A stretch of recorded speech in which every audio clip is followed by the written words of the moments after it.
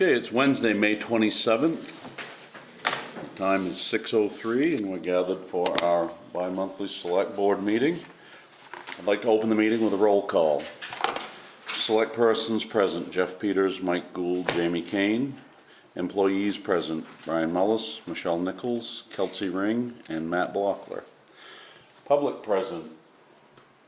Might as well start right at this first table and everybody announce yourself. Josh Tracy. Mark Mario. Jamie Dorr. George Newton. Tom Vacano. Coleman Gray. Josh Stewart. Corey Welch. Okay, let's start our meeting with the Pledge of Allegiance. I pledge allegiance to the flag of the United States of America and to the republic for which it stands, one nation, under God, indivisible, with liberty and justice for all.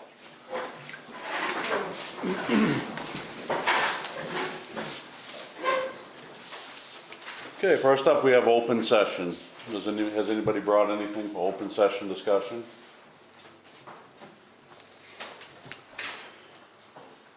Seeing none, we'll move on. Signing the minutes of the board meeting from May 6th.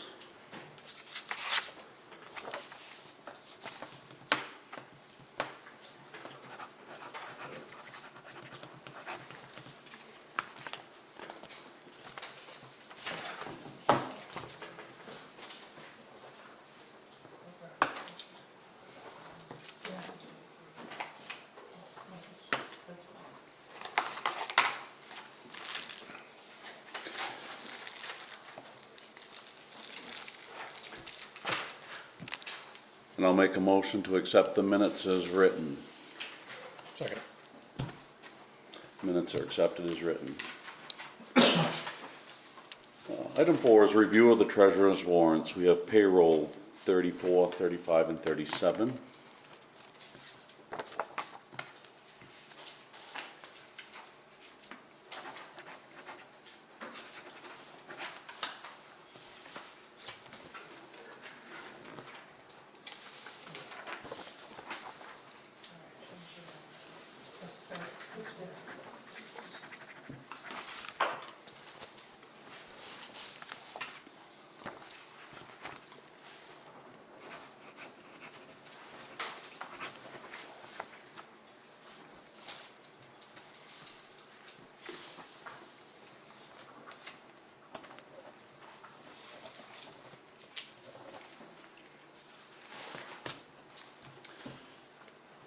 And then we have accounts payable, number 36, and warrant number 38.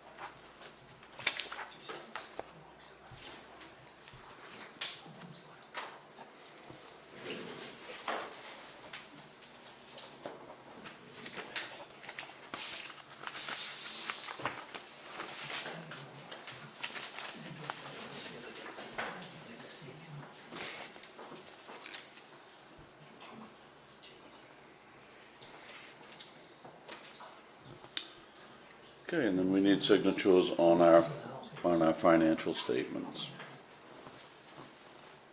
This we piled in. Moment.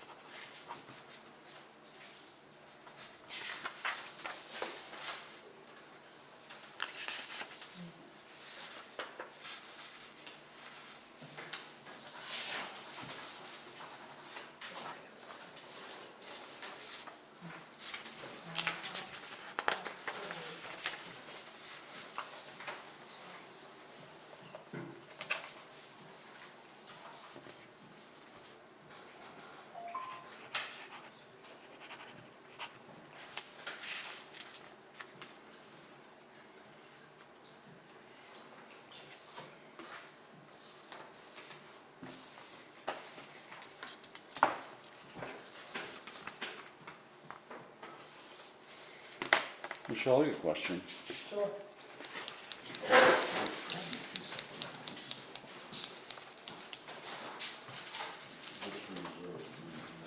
This is CDBG money.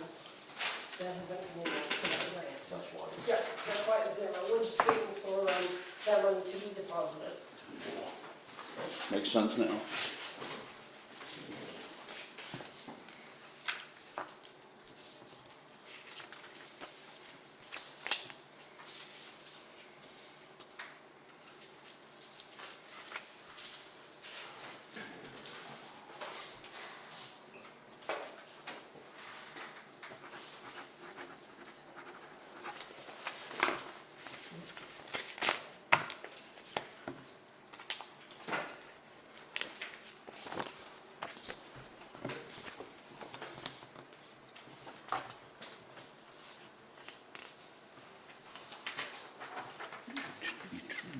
Each account is listed right there.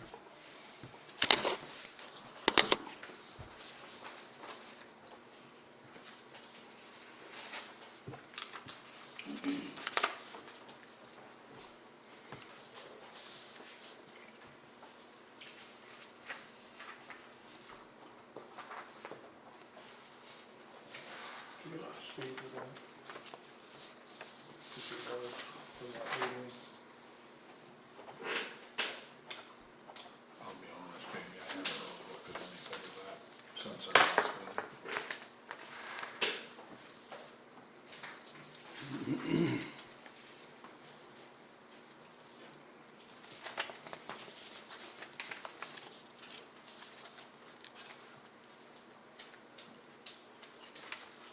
Michelle, has Trio been cooperating, all right?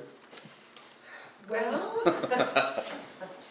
sometimes Kelsey has still had a little bit of problems, but I think she's got that worked out now, don't you? For the most part, I'll call Eagle tomorrow for a few other things that's come up, but for the most part, figuring it out. Might yell at it a few times, but we're getting it.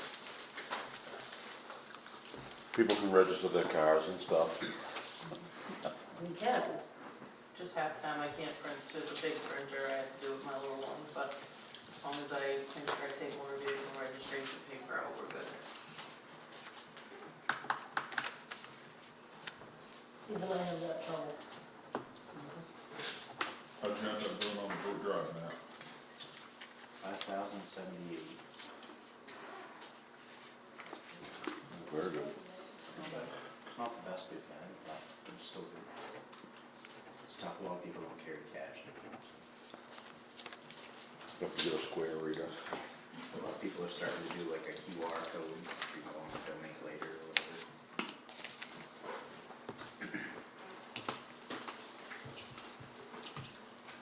Did you see the Well, I chart? actually, I didn't see the chart this year, no, this year.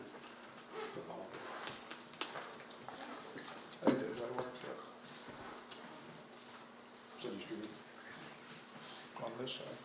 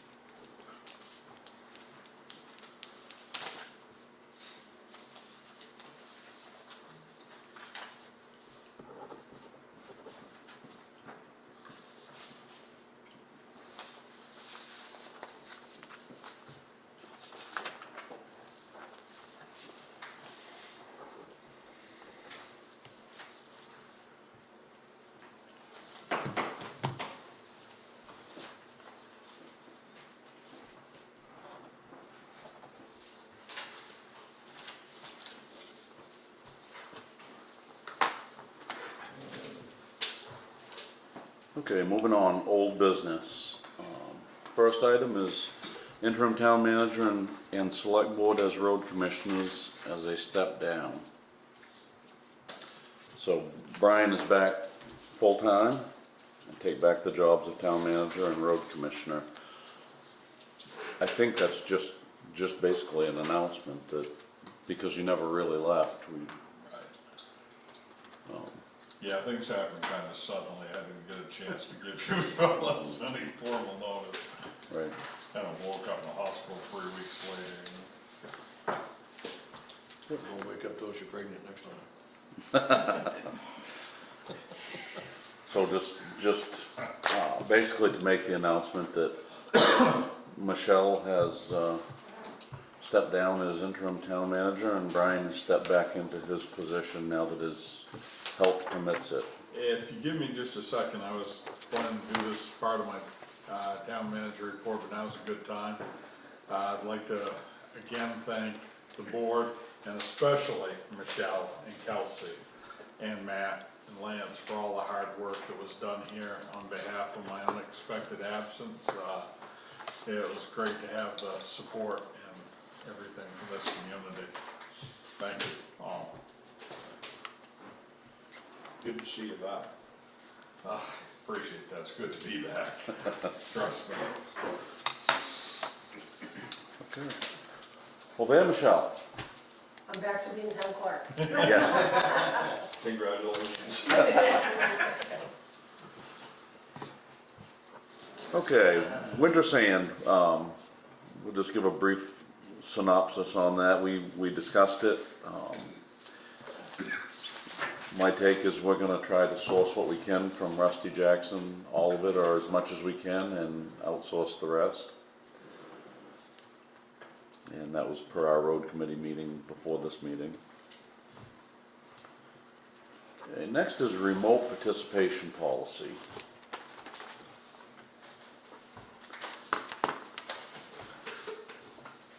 What I probably should do is just read the policy as written, and then we need to just move to accept it as policy. This one I'm gonna really, if you don't mind, I'd like to defer to Michelle, because she's done all the work on I this. would love it. Basically, the planning board brought that to us, at the town office to, because Mr. Peters lots of times doesn't feel well and he wants to attend meetings, it's a remote participation policy so that he can either call in and listen or interact that way. I have read part of it. The way I understand it though is that you have to open this to anybody in town that wants to participate, have them also have the same option. I think I'd given that to you maybe a week or two meetings ago to review it. And now, you know, if you want to make changes, we need to make them before we actually act on it and sign the policy.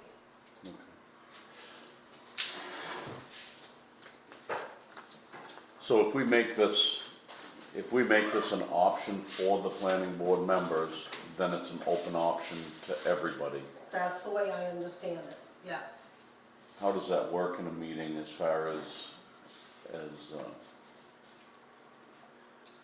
guess it'd be no different than somebody showing up to a road committee meeting or a planning board meeting in person, like.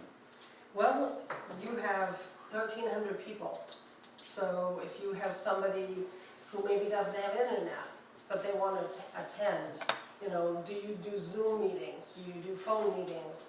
I think there's maybe some areas that we need to perhaps work out in the policy before we actually go forward with it. Is this just a new policy to enact? We have no policy governing this at all. No, this is a Currently. new one.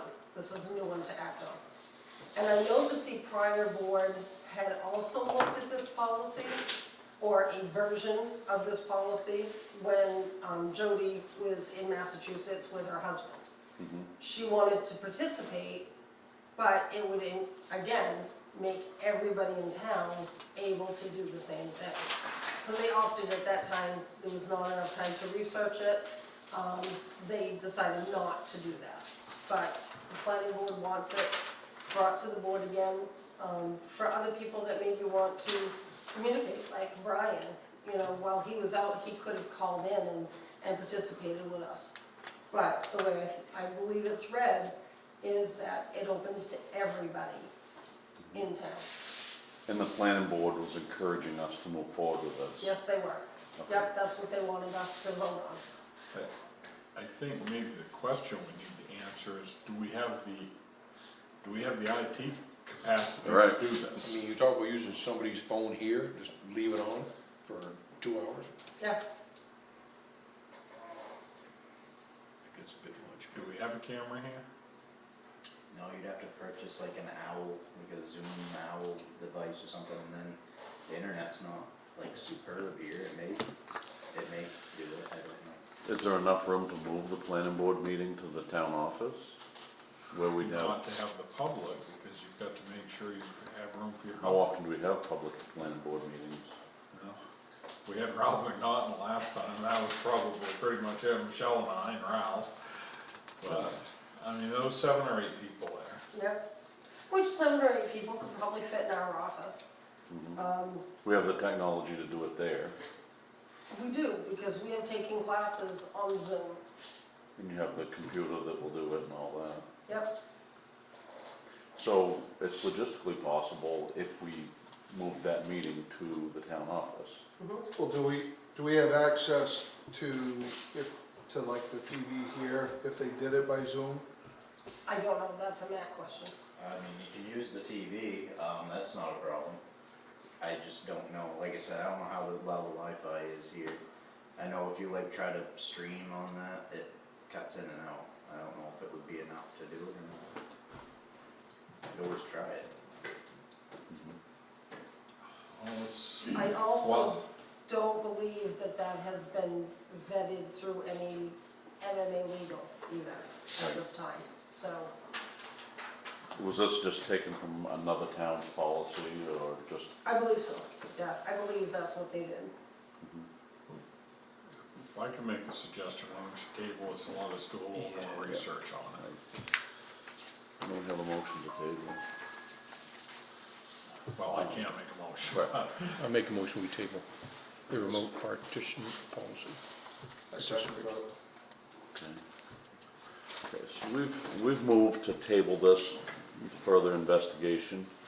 When do we want to revisit this? Just at our next meeting, so that the ball doesn't get dropped, that's all. I'm fine with that. Which would be next week, right? Oh, yes. Well, probably the 17th of June would be the earliest I'll have anything on this. So can we make notes, Michelle, to put this on the 17th agenda? And you probably send us some little love notes on the computer so that we remember to look at it ahead Absolutely. of time? Okay. All right. Moving on, dog ordinance. Okay, so I had brought the dog ordinance that you had to the planning board for them to update. So we did that, and then we started talking about dogs being in the park. Well, this is an ordinance. This requires a public hearing and then a special town meeting. Signs are gonna be put up, but the question is, the signs that the park committee came up with was dogs, but pick up the poop and here's the bags. Or the signs are for no dogs at all. So now the question is, I'm bringing it back because now we have 2 situations. Before we sign this, do we want to make it so that the dogs are allowed, but they have to clean up after their dogs? Or stay as no dogs allowed? If you ask my opinion, I personally think, that's a split answer. I think the playing field and the soccer field and the baseball field, there's no need for dogs to be there. For a number of reasons. But as far as, walking your dog down to the beach or walking your dog on the land that we own as taxpayers, again, if it gets abused, it can all be shut off, but that's how I feel about it. How everybody else feels about it, that's just my input. Almond, I feel the same way. Yeah, I've had dogs too, I've shoveled shit off my lawn. I mean, I don't mind that. But down there where the kids playing baseball and soccer and around the gazebo, they shouldn't be there. You know, any of the grass, the dog should be on it. There's plenty of room down by the boat landing, Right. over by, you know, there's plenty of room for the dogs.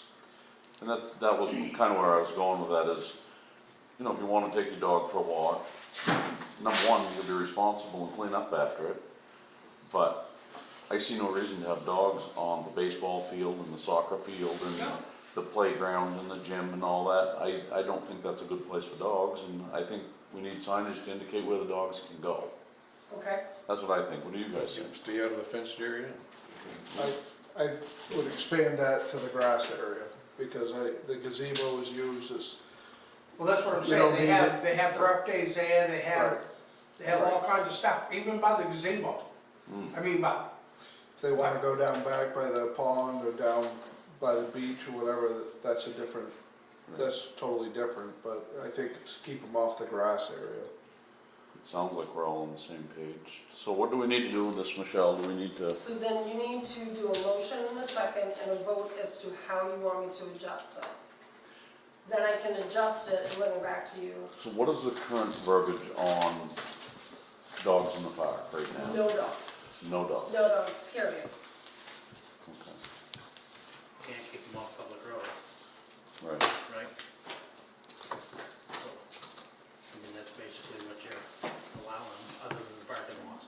And there's verbiage in there about keeping your dog under control and on a leash and all that stuff, or there's no Yes. dogs, period?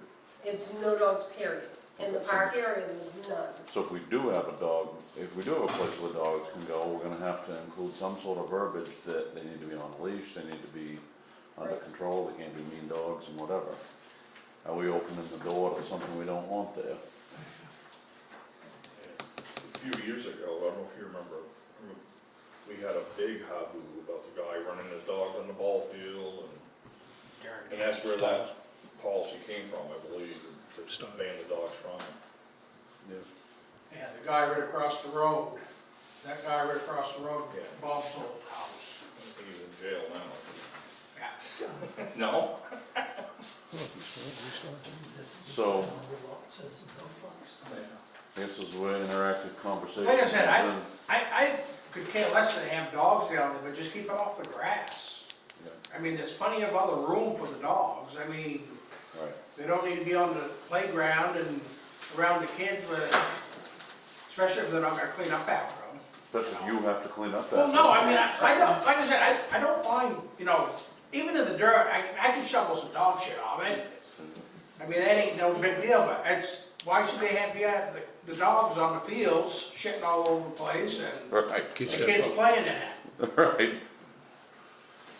Jamie? Just out of curiosity, I mean, did somebody come and say, I mean, how, you know, is there a reason that we're? I come and said it, Huh? I come and said it, cause I shoved a lot of it off the street. Oh, you've been shoveling a lot of Yes. it off? Oh. Well, on top of that, not to blame it all on the woman, but the last ordinance was done in 1988. So we were just, this is it. Yeah, so we're just simply updating and going over the new fees because Sherman is not there anymore. The fees for an animal is not $5 anymore. We needed to update the thing, so that prompted us to look at things differently. I thought it had been updated since then. Oh, no, 1988, so, and this is, you know, what we're trying to do is bring all these policies up to date. Just for a little perspective, Ronald Reagan was president then. Who? Ronald Reagan was president then. So, I was in the Air Force. the other question that we didn't ask is, where is our insurance company on this? I did not even think to ask about insurance at all. So, the question is if somebody's dog bites somebody's kid on town property, who's responsible? When the insurance guys came up here a year ago and we went through everything in the park, they never mentioned anything about dogs. But we have a That was the no-dog only- policy, so they probably didn't. I don't know if they were knowing that though.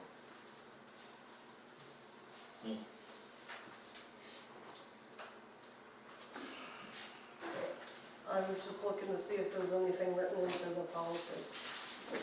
I was mowing the lawn the other day down there.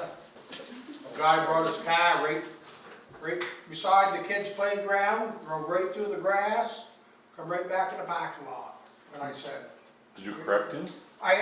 he wouldn't stop. I forgot you have to mow that, huh? Yeah. I mean, didn't even care. I don't see anything in the policy concerning any aggressive dog in the park area. So should we table that one again and find out information? No. You have a state law that covers the dogs Mhm. with being on a leash, under control, Right. so. But how does it affect the insurance? That's the question we don't have the answer to.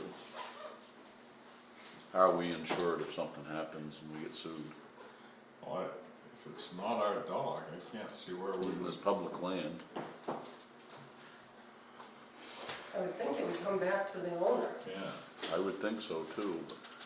well, I mean, if a moose wandered in there and kicked somebody, I don't think we'd be liable either, you know? Right. Poor groundhog up at school today.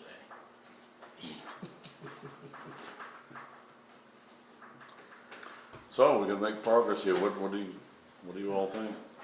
So we have no ordinance at all right now. We have a no dog policy. right Just, We- just the one from 1988. This one is in Saying no effect. dog. No dog. And the only reason that I'm bringing this back is because we've had two discussions over, do we continue with no dogs? Or do we allow them, but the owners must clean up after their dog? So before we go through public hearing and Well, special town meeting, Easier thing probably would be no dog versus somebody gonna take responsibility. Because that's gonna require a vote of the people of the town of Sangerville to make any changes to that right It is. now. Yes. So if we wanna add dogs, add signs, that has to go before the people. right, So at this point, I think we're in a no dog policy until what time we can add it to the next town And we meeting. can put signs on no dog. mhm, There's already there was signs down there. Dogs with a circle and a cross through it. yeah, they were Attached to on the fences. telephone poles, Yeah, right? The ones yeah, that- and they were on the fences. Yeah, But I around the think ball they- fields. I think they tore most of those off. Probably they have, I yeah. think there's only one sign left. I just put up another one down there, but they don't even. So The at other this, thing we could do is before an annual town meeting, Right. if anybody feels strongly about this, we can put a survey out to the community and say, do you want this on the warrant to discuss at the annual town meeting? and maybe we should go on our town website and simply state, our ordinance that's passed by the people currently states no dogs, and just ask for a response from the town. I mean, if you get 300 people that respond back and say, geez, I really would like to walk my dog down there, then if you get 300 people that say, I don't want no dogs there, then you pretty much get an idea what the There's people think. probably more people visiting than. I'll put that out. And a lot of it is, I think a lot of it is, people that go in to use that bathroom, they let their dog out. On their way through. So we have no choice at this point but to just hang the no dog signs on the fenced areas and around the gazebo. And the only way to change that is at town meeting. And maybe, Michelle, what we should do is take this ordinance and others as we go through the year and compile them. Have Brian kind of survey the people on the website and then figure out which ones we want to bring to town meeting. And do it all in one shot. I think Okay. that's probably, yeah, because we do want to kind of work with we'll get to it later when I get to my report, but policies and ordinances, this isn't an outstanding one. We've got a lot of stuff that Others. we've got to review and take a look at. Okay. We'll cover that a little later. So we've got a way forward with that. Okay. Next, fire truck. Yeah, so I was hoping to kind of get some direction from you guys on the tanker that we have out there. I know that we've talked about replacing it for the last couple of years, and options and when it needs to be done and so forth. And it it just recently was deemed unsafe to be on the road, and we had to take it out of service. This was via a state inspection check. Yeah, so it has obviously a list, I've got the inspection sheet and the list from him, and I also put it on the board there as well. It's got everything from massive oil leaks on the exhaust to brake issues, steering shaft issues, kingpins, kind of the whole shebang. It's rotted in the rear frame, and cross members, and it's a bunch of emergency light issues that they're not working, and of course everything that's on it now is obsolete, so you have to kind of find different parts that will work together. I started getting some quotes to fix that truck. Everything is real rough estimates because of the part availability on 93 truck. But right now we're in the neighborhood of 30 to 40,000. And we're just trying to figure out, is this something? So Whited did the quote for the mechanical stuff on the truck. KE Customs did the quote for the lighting, and one of our own, Andrew McGonigal, did the quote for the metal work. He said that we would do that, and we chose to do it. Expertise from you. The biggest thing that everybody seems to contradict in there is Whited gave us a quote of like 12,000, I think, to do the engine overhaul, and everybody seems to think that's way too low. I talked to Mike Robinson in, what is it, Bradford. I talked to Jason Nees over at Eric's, and they all said, I don't know how they could possibly do it for that. So I'm worried that if we go that route, that we might get stuck with a higher bill than what they've given us for an estimate. And this isn't an overhaul, this is just to reseal the motor. Yeah, The motor runs fine, it just leaks oil. it runs okay right now. It's got 400,000 miles on it. It leaks. It was an oil truck before it became a fire truck. It leaks a lot of oil from everywhere. At this point right now, up until we took it out of service, you know, you'd leave a good puddle everywhere you went. And it's leaking right on the exhaust. We've tried to get seals and stuff to fix it. So it's It's just- rear main seal, it's leaking, It's everything. Every seal in it is dried out and leaking. It's just a complete disaster under there. what is it for motor in that truck, man? It's a L10, 10-liter Cummins. So Matt, it states here, that it's just a gasket kit. They wanna charge us 60 hours of labor to basically do an exterior reseal. That's not an overhaul. That's just a And everybody, reseal, and that's actually like really expensive for just a seal. yeah. And everybody's told me that it needs to be overhauled. But I don't know enough about them. You know, all I know is what we're running into is it's a 1993 truck with 400,000 miles on it. It's got a standard transmission that we only have a few people that can drive. I'm trying to figure out how much more money we're gonna put in it before we're just throwing money down the drain. Now, does this truck being out of service make the fire department ineffective or just reliant on mutual aid? So right now, as we stand right now, I have an agreement with Dover and Guilford to provide a tanker when needed, and as long as we have a plan going forward to either fix it, get a new one, something. Beyond that, if we, don't obviously have a plan going forward, then they aren't gonna provide that for long term. As well as you also have a mutual aid agreement that we are in that says that everybody's gonna give us help as long as we can provide that help back. Right now, we can't provide that help back. So that also plays into it.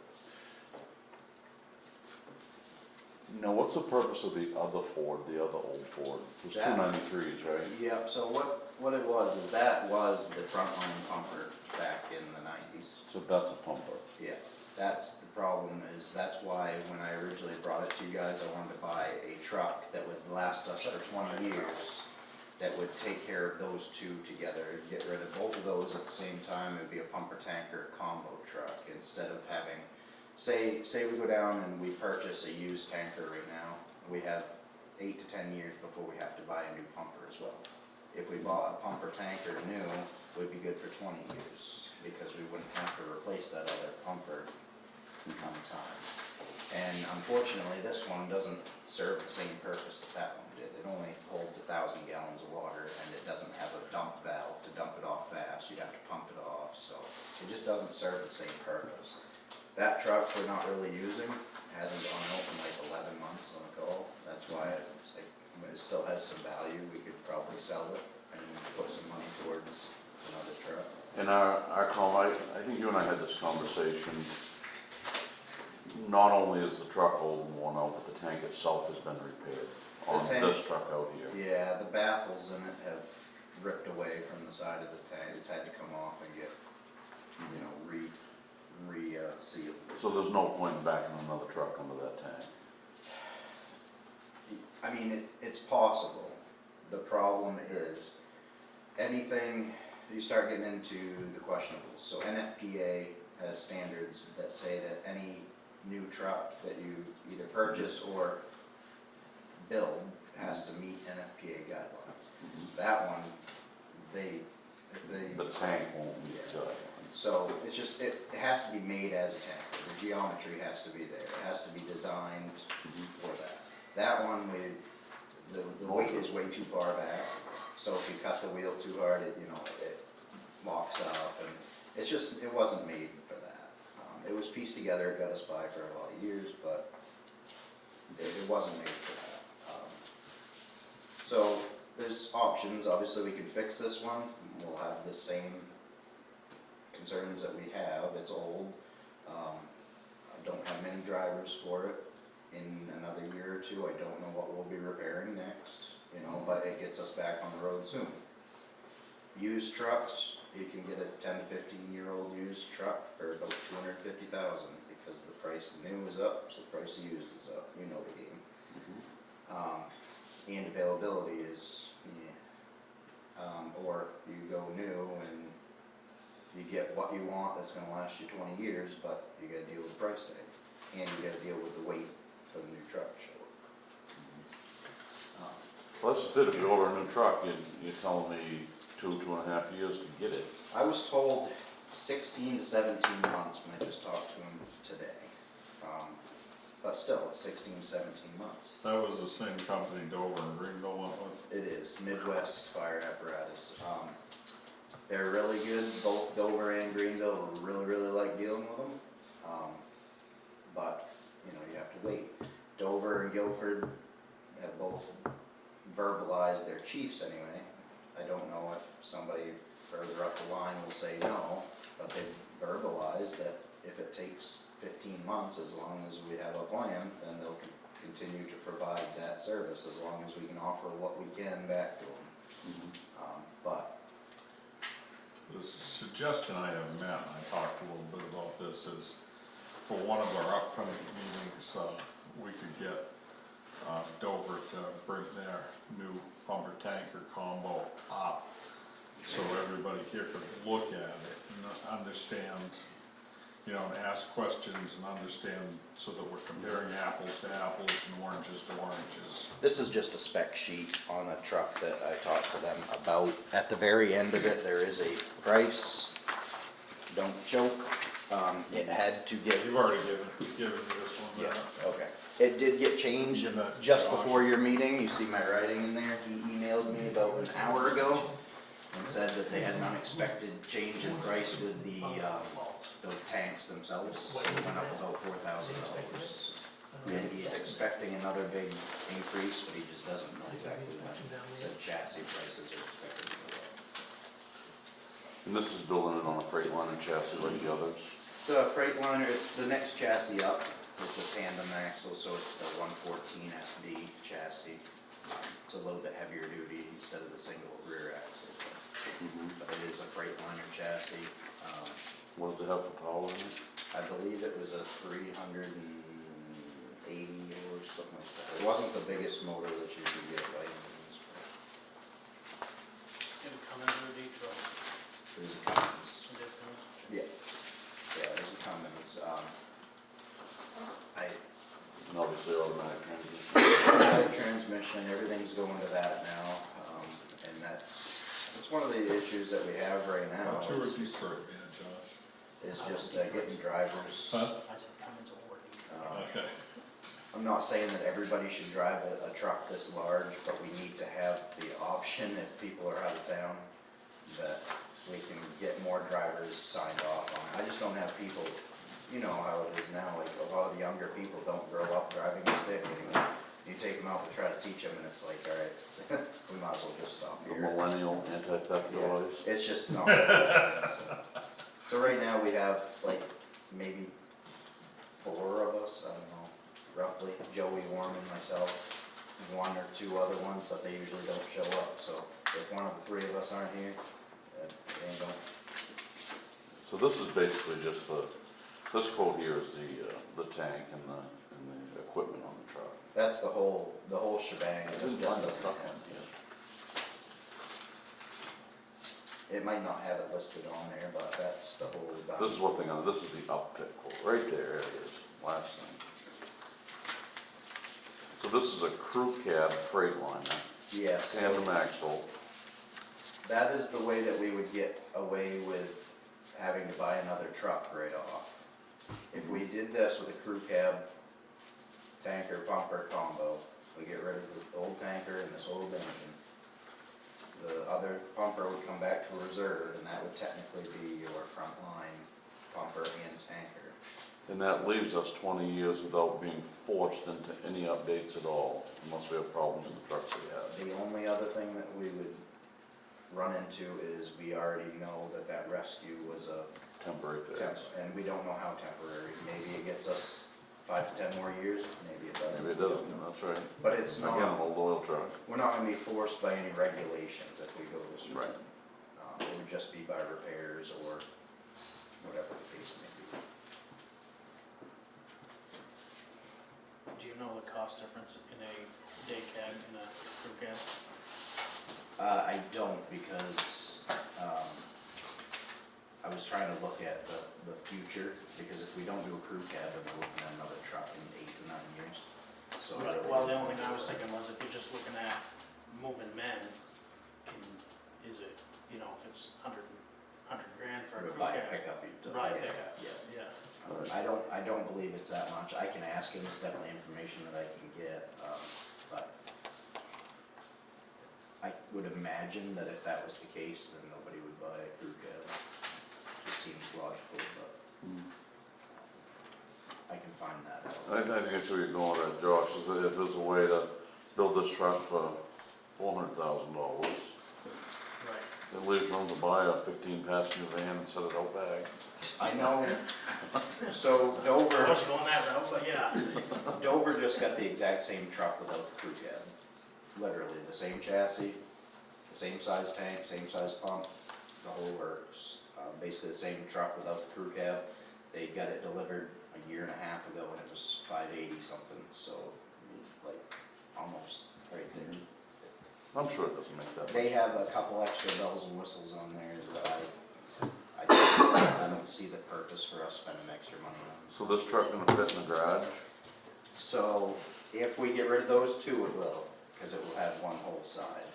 So you'll put the other Freightliner and the Yeah, rest the of it? Freightliner and the rescue on one side, that other truck, and then we probably have a little bit of room to put the boat in behind it, but that was the big thing is the size. It's gonna be fairly long, fairly tall. I believe the specs were 38 feet long, so it's a long truck.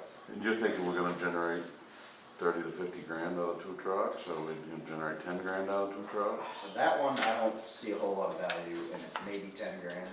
This one, if we found the right department, I think we could easily get 40 to 50 out of it. If you found a smaller department, like a Bauer Bank or Quebec or something like that, I think that you could still get that out of it. I see them online all over the place, still pulling decent money for something that really. So this is still a good truck. This truck will take a sticker. Yeah, took a sticker this year. It's a good truck. It just doesn't serve us any purpose because it doesn't have a big enough tank to be a tanker. It's only 1,000 gallon. Yeah. So when we bought that other pumper, we had to buy it due to the regulations, the years. and it got moved to reserve, use it for water supply if we need it, but like I said, it hasn't gone out on call in 11 months, it's gone out for, Warren used it to wash the driveway, you know. But, Have we looked at what Andrew Scoggin and any other outfits or the people that build the truck, do they have yeah, so finance plans? there's different options, obviously the company that the truck goes through is an option.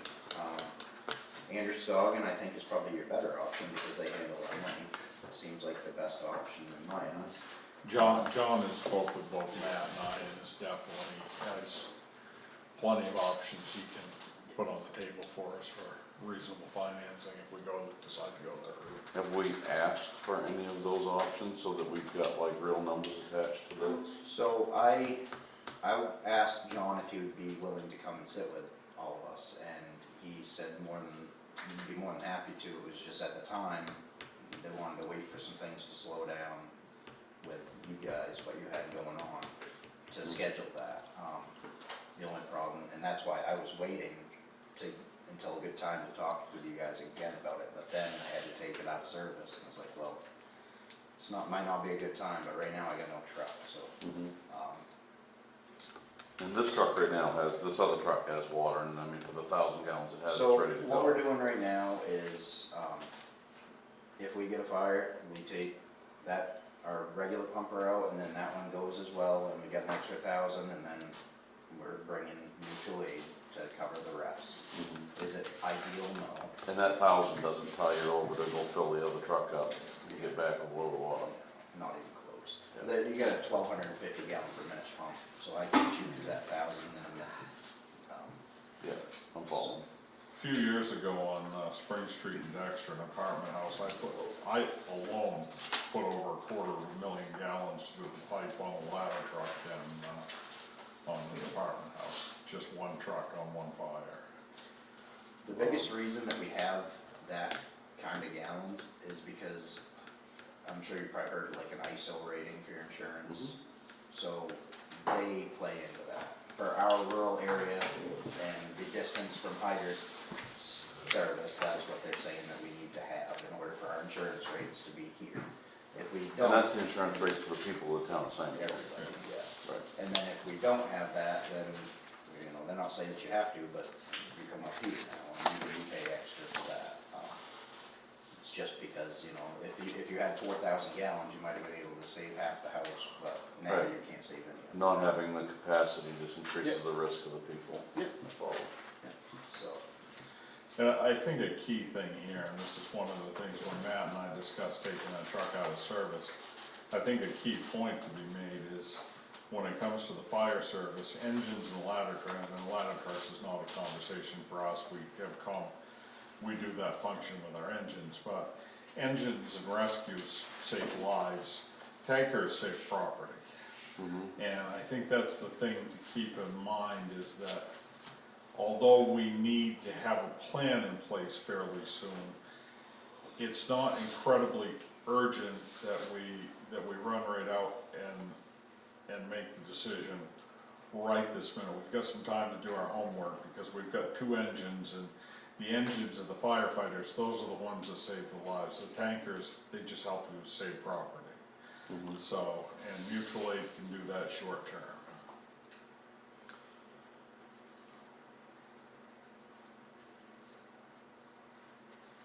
I think at this point, we've got some legwork done on, we kinda got a cost of the overall project, but we don't understand what we need to know about fitting it into our budget. We don't have $600,000 to put into a fire truck, we all know that. So from what I've gathered from John is, he said he can make it as painless as possible, as he can, but, usually what happens is they want the chassis cost up front, or when they get it delivered. He said that that's something, if we sign with them, Andrew Scoggin will pay that out, and then when it's delivered, you start your loan, and you start paying whatever it is per year on your term. Right now, we have probably pretty close to the first year's payment in our reserve. But after that, you know, we would have to plan that for every year. It might be interesting to ask him, I hate to put him on the spot, but we do have a retired professional firefighter that's a citizen of Sangerville sitting in the audience, if you want to ask him for his thoughts on this. Well, the biggest problem that you have to deal with up here, or, you know, in a volunteer fire department, is the time factor. Time is what is killing it as far as getting on the scene first. So instead of having a one-room fire, you've got a 2 and 3, 4 involved building going, and that's labor intense, and if the fire gets ahead of you, then you need water. But you can't do nothing about the time, because it is what it is, time and weather up here. That's another thing that I'm trying to benefit the most from a purchase of a truck by combining and setting everybody up for longer term, definitely, but also the crew cab was a hard thought, because right now everything we have is single cab. So if we roll out in that pumper and 2 guys in there and they get into a house fire, you have 1 guy running the pump and 1 other guy, and he can't go inside that building to do anything until he has somebody go with him. That's what a crew And cab. technically, you're supposed to have 2 other guys standing outside with air packs on that can go in if. So if it that's- goes into a So that's where the 2 hour. crew cab comes into play. You can have, I wouldn't debate the crew cab thing, I think it makes sense. and you know, I'm not saying it's definitely not ideal or perfect. In a perfect world, we'd buy a brand new straight tanker, and in 8 years we'd buy a brand new pumper, but we're just not. There's no way we're gonna do that. Right. We're really gonna be, you know, jiving and just to figure out doing this. And I completely understand. That's why I'm just trying to do what I feel is gonna work for us, but set Sangerville up for 20 years instead of 7 or 8. Other than the timing of it, Matt has a very solid plan here for the future. I've felt that all along since I've been sitting here. What's the size difference on this truck versus what we currently have? Like, Overall dimension? Overall, it's about 6 feet longer and about 1.5 to 2 feet taller. And it holds how many gallons 3,000 gallons versus 1,000? versus 1,000. Yeah. So it'd be 3,000 gallons of water plus your crew cab, your 1,250 gallon pump. How many gallons is this one out here then? That one holds 3,000, but it only has a 500 gallon minute pump because it's just a transfer pump. It's not a. So you have like 1,000 gallon per minute pump, and up is an attack pump. But anything under that is considered just a transfer pump. So that's really just on there to transfer the water out of it. If you weren't using like a dump tank, you just transfer the water to one other truck. Can the other truck draft off this truck, or do you have to pump it into the You other have to truck? pump it into the other truck. Or dump it into a tank. Yeah, dump it into a tank, which is something that we do a lot, but you gotta drop the tank, dump it, and then head out to go refill. Just do that nonstop back. But, so, there's pros and cons to all of it, for sure. I just want you guys all to have all the information and we'll make a plan from there. Do you think it would pay us to sit down with John and look at what this looks like to put it into an annual budget?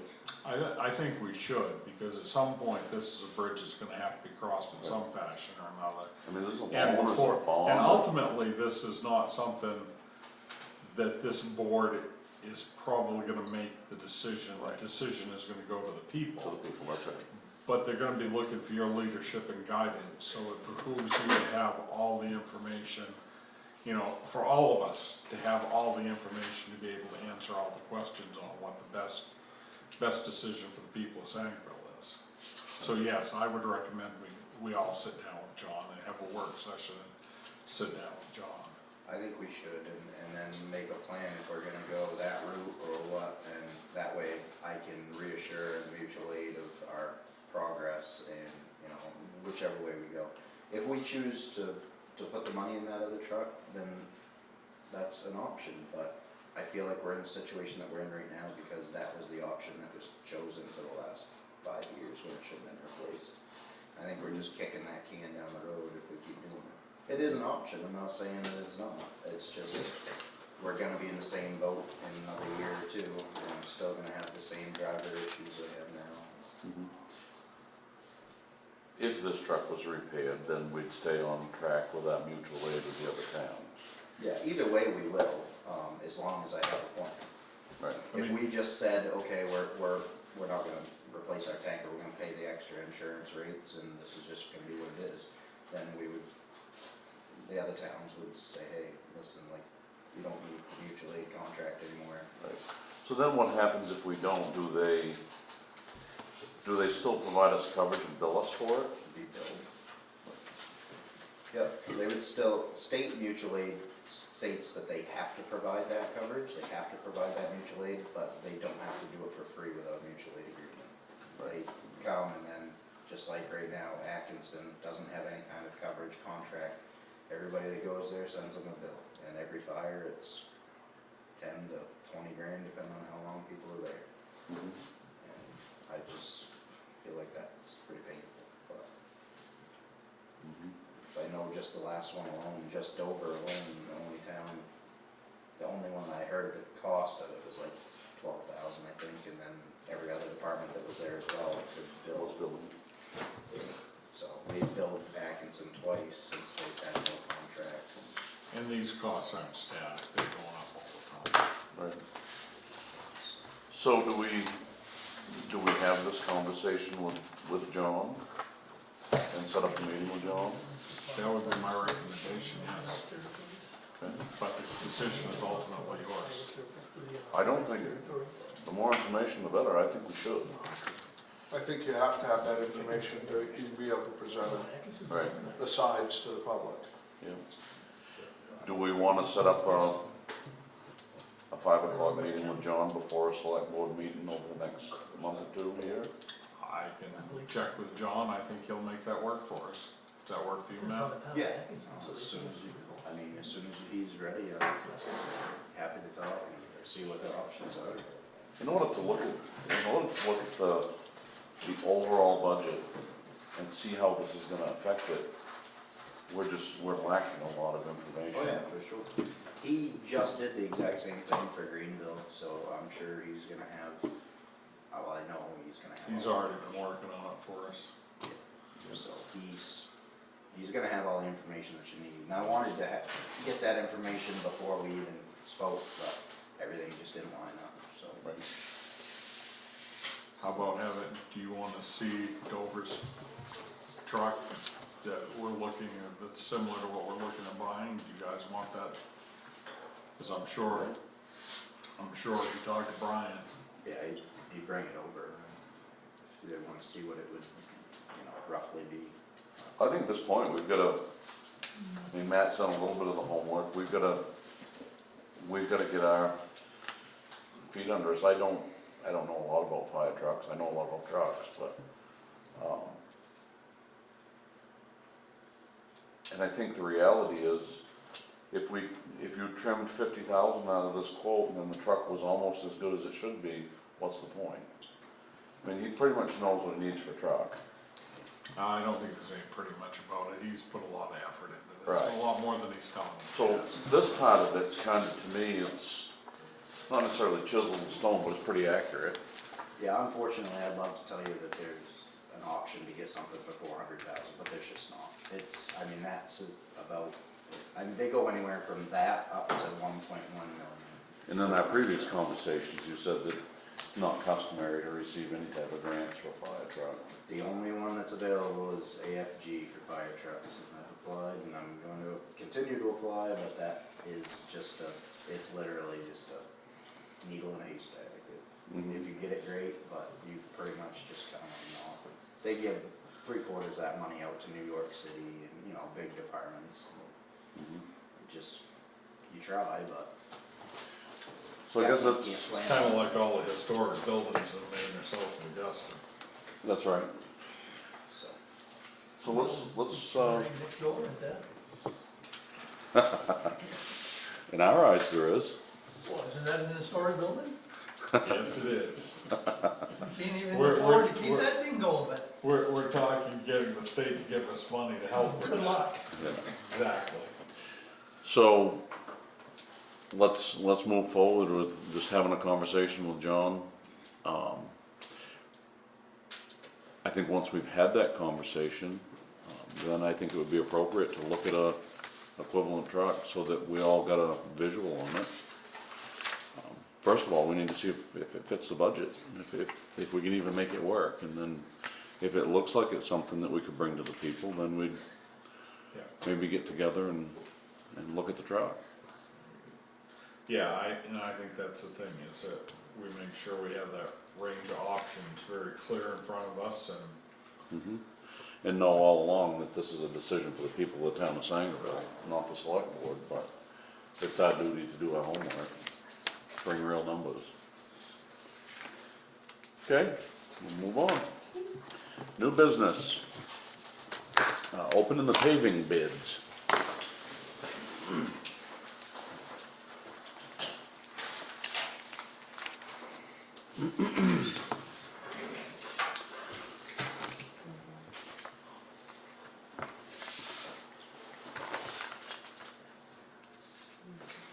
How many do we have, Jeff?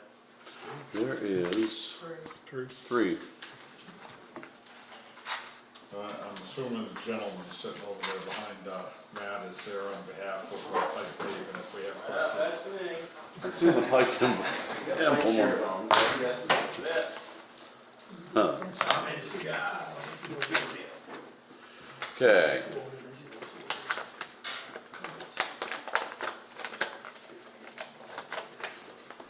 So our first bid is from ProSeal LLC. And I also want to make sure on each one of these, the scope of work matches the scope that we have outlined. Flanders Hill. Flanders Hill paving. Flanders Hill.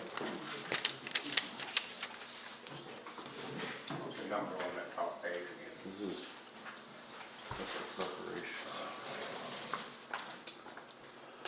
Okay, so the bid from ProSeal LLC is $109,045. And their scope of work states 0.7 miles of the gravel portion of Flanders Hill Road, 1.5 miles from intersection of the North Dexter Road, which is Route 23, and Flanders Hill Road, due east. Surface will be cleaned, prepped, and tacked before shimming. And it says mill, tack, and shim, and pave with 2-inch binder layer of 19 millimeter HMA compacted, which is 965 tons. Travel lane will be 10 feet wide. And that bid was $109,045.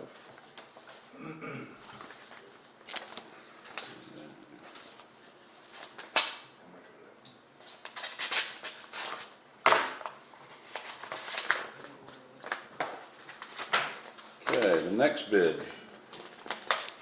I have a copy of the proposal. The packet. I have one right here that came with this bid. All right.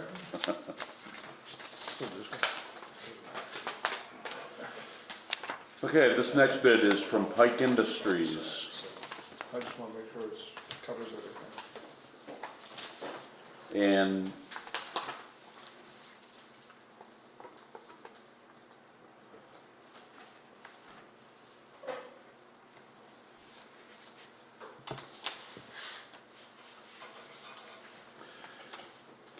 okay, the Pike Industries bid is 148,226.85, and that's 2-inch, 12.5 millimeter HMA base, fine grade, water and compact, and it says variable depth, 9.5 millimeter HMA shim, 362 ton.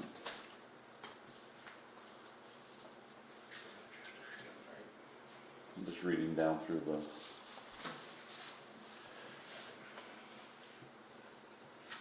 Okay, So it says contractors' quoted prices shall be equitably adjusted on a periodic basis in order to reflect any increase in the price of liquid asphalt since the date of the quote or the bid. The baseline costs for this contract are as follows. Liquid asphalt figured at $673.33, which is, he says it is the average New England selling price as posted on Maine DOT website.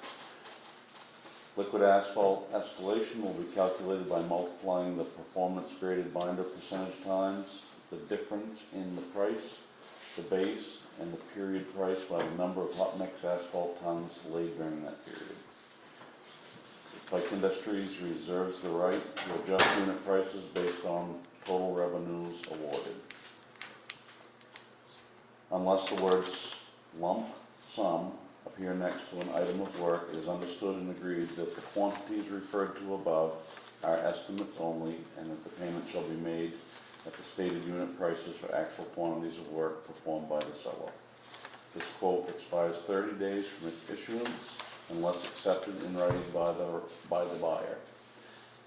The person signing below represents that he or she is authorized to enter into this contract on behalf of the buyer and has received the seller's standard terms and conditions which are incorporated by reference herein.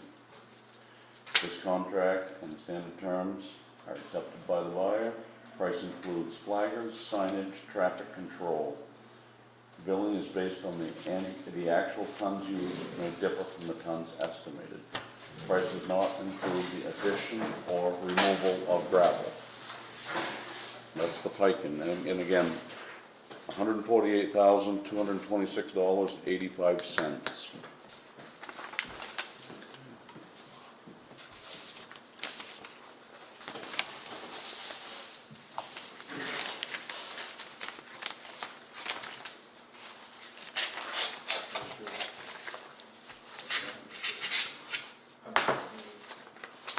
I need to sharpen my jackknife, I can't open an envelope with it.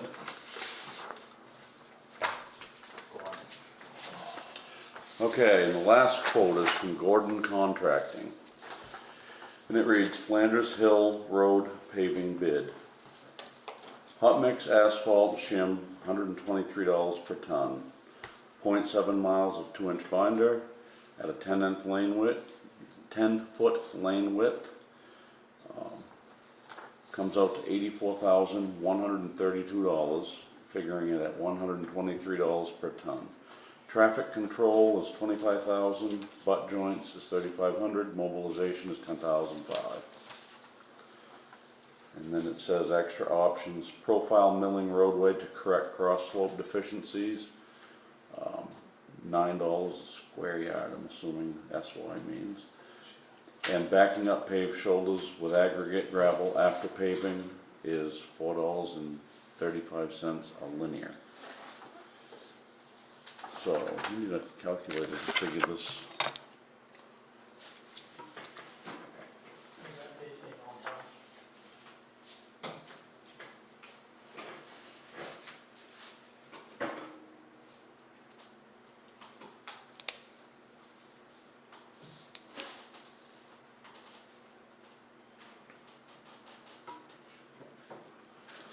Okay, so if we don't take advantage of any of the other extra options that he's mentioned, this bid total will be $123,132. And is that just to do the 0.7 miles? Is that also to do the shim on both ends? This is 0.7, and all of these bids are the same, the 0.7 miles of 2-inch binder at 10-foot lane width. They're all apples to apples that way. That's not the binder on the. He's got a price for it, because he was talking about milling to save on shim. Mm-hmm. I think he's the only one that gave us a price on shim. He's the Everybody only else one is that shim. gave us price on milling too. Right, we didn't ask for it, but Right. it's all right. So that's what you're talking about here, is profile milling roadway to correct cross slope deficiencies. So that's what Butch was talking about, where the tire ruts out, they grind it till it's flat. Yeah, There are some places, the way Procil explained it to me last year, there's times and places where it's just less expensive to come in and mill and regrade an area so that you're not spending, you're not putting 3 tons of hot mix asphalt into shim a place where you can fix it otherwise. That's essentially what it's doing. Okay, so, What do they mean by putting it, they're gonna shim it from 23 all the way? That bid doesn't include it, the one you got, or the one you just Yeah, had. but it's kind of, Neither one to me, it's a does. gray Gordon area. is the only one that does. so our scope of work that we put out for bid was the 0.7 miles of dirt road on Well, so Flanders Hill. we asked for 2 bids.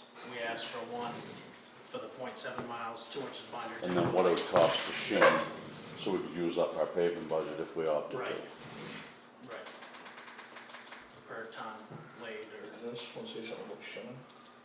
I think so. Okay, so, I didn't see it in that first, is that the first one? Yeah. I So didn't what see was- it in there. This what? I didn't see Procil, it in there. Yeah, it's in there. Is it in I there? thought it was in there. You know, read it. No, it's no, 109 if you look at the 44. bid, That bid doesn't have the shim in Well, it. right. it doesn't have it on there? No, it says we need to have a separate quote. But, shit, I don't know, something. So it's 109 grand just to do the 0.7 miles of dirt. Just the dirt section, yeah. Which is.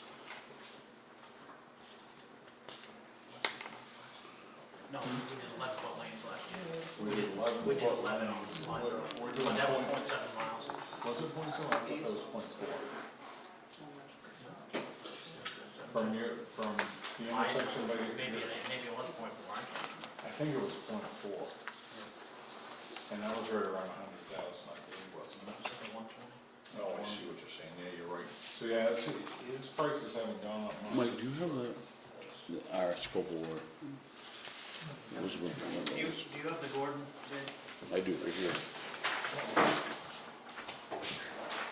This one? Yeah.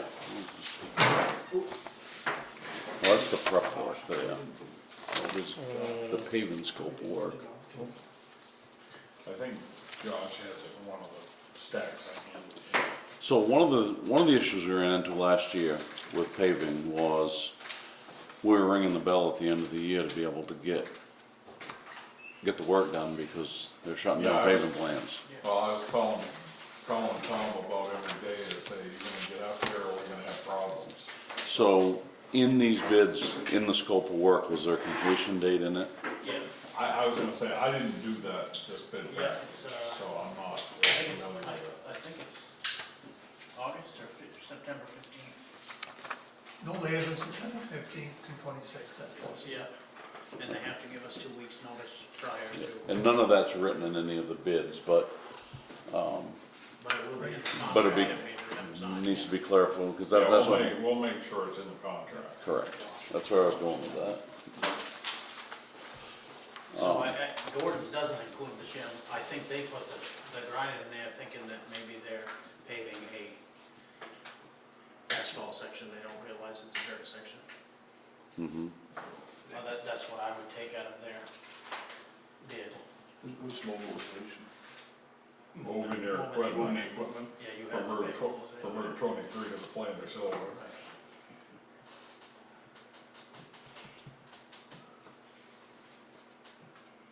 I don't know how the rest of you guys feel, but I think right now, Pro Seal on the dirt section, and then we're gonna have to put shim back up to bid, I think that's, because nobody really gave us a price on it, so it's, but we could, I think we could accept or you guys could accept the, I think that's a good recommendation, Josh, because that way that gives us time to get this other bid for prep work done. And we'll put the date, we know we've got a price on the binder on the dirt section, and we can. It would be better to have one contractor do it all. I agree with Butch on that. That's and true. then that's really you guys' call at that point, I mean, it's gonna be over 15,000. Yeah, to We stay don't- with our policy, we're gonna have to rebid it. I mean, Right. that doesn't mean we can't select the same contractor. Mhm. You don't- You're talking you don't- rebidding just Just that one portion. Just the shim on the currently paved road. And I was probably too vague in that because I didn't really completely know how to word that. Mhm. Right, when we talked, we knew what we had for a budget, and we didn't know what it was gonna cost to do it, so. Right, So this is just a shim. I mean, No, by the time we get done prep, say we're probably gonna be in the $250,000 range, That's not Right. a shim. 270, I would imagine. No, So we're gonna wanna try to use as much of it up as we can. Right. What do you guys think? So the Gordon bid did include what, you could calculate from the Gordon bid what the shim would be, to give you an idea, I think. No, all he did was put in the milling. He didn't put in a shim. Right, so that's just milling it flat so that it's ready for shim, right? Yeah, but you're back to gravel, you mean? Or milling the high spots off it. So I've got a question for you. Where's yours? But if it says by ton, that's how much would be for the You shim don't want by it ton? back to So you guys are 111 a ton. Yep, Now, does that matter if it's shim or if it's, so you wanted a 12.5 for the base. So let me look at that, just mine one more time, please. I looked at 20, 30 of these over the last couple of days. So, yeah, we're 111 on the 903 ton, that's for the 12.5 base. yep, And then basically, because you're saying it's a dirt road, so Right. we're gonna fine grade it have a water truck compact it for 95 cents a square yard for that 0.7. right. And then this is our shim price for that shim area, is the 111. So that's a 12.5, that's a 9.5. So you're gonna grade it and shape it. Okay. Yeah, I would grade, that's including grading and shaping that gravel You got this section. on the other. The gravel. Did we put a length in for the, Right? Yeah, I think you had the length in there. well, we didn't put a length in yeah. for the shim section. Right, so you Right, don't you just wanted a price just for just for shim. Yeah, Just, because we're gonna You have didn't know how somewhere long. between 250 and 300,000 right. to spend. I don't know. What's the price on the shim? So how far do you think that 300, I know it's variable, Yeah. but what did you base that number off, that 0.7 miles? Right, yeah. Do we know what the length is Yeah, from the dirt back to your end? yeah, so on his end it's 1.5, on the other end it's 1.3. Did you guys measure it? Yeah, I did. Gravel? No, you Yeah, know, I had another guy measure it, yeah. Yeah, from okay. stop sign to stop sign is 3 You miles. measure it, you better know. yeah, But so the yeah, .7 and, is right in the middle. Jamie's numbers are right on the bottom. I didn't measure nothing for shim because it It's just. 1.3, there was no- 0.7, just said just give us 1.5, it's 3 miles. Actually, we did. so you're really only 108,000 Right, for the, just the 0.7 miles. The 0.7 miles. Yes. Right, that includes the shim, basically, my price. No, it's not right. now will you honor this 111 up until, or are you only gonna honor it for that 40,000, or will you honor it to get us to that $250,000, $300,000 mark? No, we would honor it the whole way through. You know what I'm saying? What I'm saying? I do, I'm following. I mean, really, they're $1,000 cheaper It's 2. on the gravel section. It's 2.3 miles of used to be shim, both ends together. 2.3? That's what, probably 20 feet wide? Yeah, 10-foot lanes, yeah. Even if it's wider, we're only gonna go to 10 feet. Right. I was gonna do math. I see him taking his shoes off. Hey, Kim.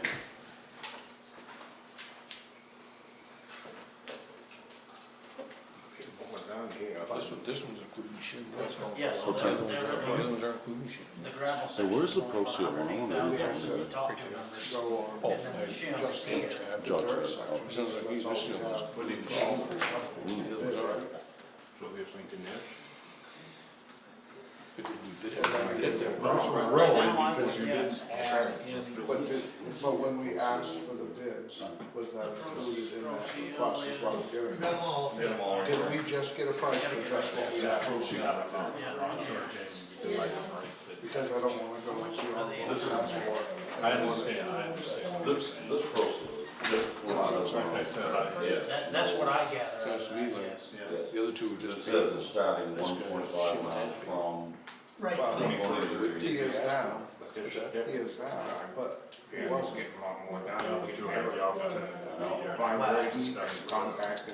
Yeah. And you know what, I like Yeah, those, that did keeps our us work paying for us that. last year, did a good job. You know, my feelings on going to construction is, there's a lot of processes that are I'm all for it, but, you know, what ultimately is the best deal for the. Well, so that's, What's he's the best he's gonna route? give us the actual number, or, And that's what you guys. rough number on the 2.3 miles As long left as over. their bid is, To ship. as long as the bid packages come in that are apples to apples to apples. Looks like the best deal. That's gonna come back. Well, just the top two numbers of them are a better deal by about $1,000. Right, They have, the one that does the $2 and the. right, it's his, he's, They did a bonus. he's 107,000, well, 108,000. The good thing is, I What's think that, also, um, by quality work, then we have a better price. It said 5-year warranty, worth, we'll see. Is that worth $1,000? Josh, you got the bid that was, how it was written up, the bid package paperwork from one of them. Could I look at it, please? That we sent out. Our scope You're of looking at work. roughly 1,100 ton to do that. To shim 2.3 miles. Yeah, give or take. Give or take. That's at 20 feet wide. And how much was that? You wanna give that? Yep, there's Matt, we'll donate some for a fire truck. Jesus, don't. Too big. Shut your up. Why not? That's gonna be the best deal. The school board. School board, So, and that's, they get enough now. No? you didn't figure 1,100 onto that. You figured No. 1,100 total for 2.3 miles. Right, that's what I figured. 122,100. Right, if you shim that whole 2 point. What's that, like 240, 250? Yeah. Thick on the sheet. Thick on the sheet. I mean, as long as, we know we got some wheel tracks, They're gonna do the whole thing. pretty deep wheel tracks on this end for Yeah. third mile, we pay. What I think. I mean, if it's at that number, we might be better off. That's what's kind of hard when you don't really know if you're gonna get out there, out there for the real tracks. No, I'm filling in a lot of wheel track. I think you guys should be looking at the other pieces. I'll go one end and do the other. Yeah. So we had a Do total, all 11 if you over. wanna split it Yeah, all call up, signs on that. And I we'll wanna have say back one to the company numbers reviews the whole thing. before you arrive, because we'll. Yeah. The other two all need our to prep submit work. something. Right, we gotta take the prep out of that. That's what I think. To match what we were looking for. Honestly, you guys know what our budget is. I know what you're So do saying, we just, or do we just, I just don't know what the right decision to make is, He's giving you a breakdown. but I understand. what you're saying. So it would be. And it's valid. Asphalt with it. I don't wanna do, 84,000. So, do we need to So it'll be 84. Well, we need to. Oh, we gotta do this in gravel. 30 But we're not gonna, so The before other we thing always is have to, keep it in mind. get it where we want. This one, Dave. So, Papers, look like it. yeah, he would be, I mean, nobody likes it. he'd be at 123. Well, that's true. Great. Right. Yeah, I included the fine grade, Like, that's not even that much. 27 miles. He's only Mapped it. 109. I mean, what I've done in the past, I mean, I have one with the town right now that we reclaim the road. He's got areas that he wants to build gravel. I mean, I've been allowing them, as long as they haul the gravel, I'll grade it. I mean, at So you at no cost. see why. I mean, I try to help out. So we're pretty big here on, trying to get the gravel down early Yeah. and do natural compaction. How long, you know, 'cause you gotta get more than, well, down the section we did. This is last what year. I, Shimming and everything? so basically, we had 3 bids for this top section. We only have 1 bid that includes this, which is what they're doing right here. You know, traffic beat on it all. Should we go to the other 2 and say we need to have this price so we can So have Apple one did that. company do all of it? It doesn't, the way it's worded is, we need to have a separate. That's the cheapest bid. Yeah. Now, this bid doesn't Yeah, traffic we do. control and all Yeah, traffic So you control, I separate mean, paving and the includes, tack for the shim area. I mean, If you guys wanna there's do there's that, nothing, you are, the only thing, I'm not I think in you're for looking doing at, that. just the AC, that's been at that price for almost 2 months now. So, I mean, if that goes up a little bit, it depends on how much it goes up, but the only thing that would change would be, you know, whatever that conversion is, so you're looking at 50 cents a ton. They started up to It's figure. gonna be $1 a ton, but that's just AC escalation. I mean, I can't imagine none of those guys have it in there. Oh, yeah. I mean, maybe it is. A lot of money. That's all that is. Yeah, I didn't realize this, but You never know. you usually come over, yeah. Oh, yeah. Well, it's nothing to do with it. It's nothing to do with the truck, it's just the liquid asphalt that's in the mix. That's all. Yeah. And that, those prices, you can get that right off that national website that we put on. What's the guesstimate on the shim? So we'll be total about 240, 250 unless we end up using, I mean, like them wheel tracks might use a lot of shim. Right. Right. But right now, the estimate is 240, right in that range. And that's, And we don't have to prep right. the road. Those people don't. They'll grade it to what they want and And that's shimming both ends. then that's shimming both ends, 2.3 miles, yeah. We gonna prep it? No, they don't. They do. Okay. They're actually, and let me, so while we're on the topic, let me just break down this Pike Industries. When I read the bids, I read the total bid price. And to keep everything apples to apples, Pike Industries bid, the .7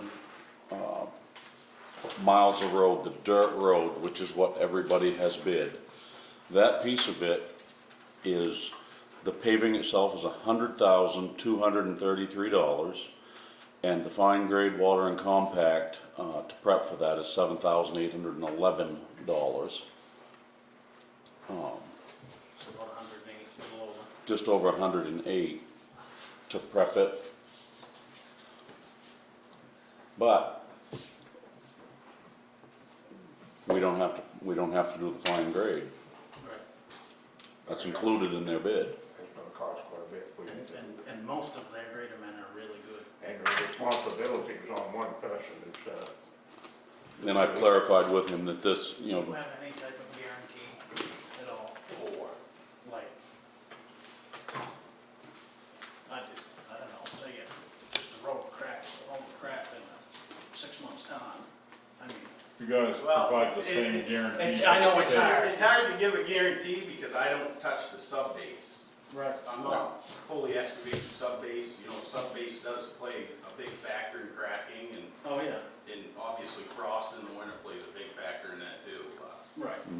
I mean, a 2-inch binder on a gravel road, I mean, it usually lasts, you know, some time. It's all depends on those factors, so, Traffic, weight, yeah, yeah, traffic use and weight. weight, you know, there's a lot of factors there. I can't say, yeah, I'm gonna guarantee you're gonna get 5 years without a crack. I can't do that. Right. Yeah. So to further clarify the Pike Industries bid, we're 108,000 roughly, to grade, water compact, and lay the 2-inch base on the 0.7 miles of road, which he's told us includes traffic control and all the other things that were listed in the other bids. He additionally bid the shim for the remainder of the road, and that's Basically $111 a ton. $111 a ton. So as far as dollars and cents go, the Pike Industries bid is the least by roughly $1,000. I mean, I would consider it $11,000, because I figure we'll have 10 into. The grading. I think we'll easily have 10.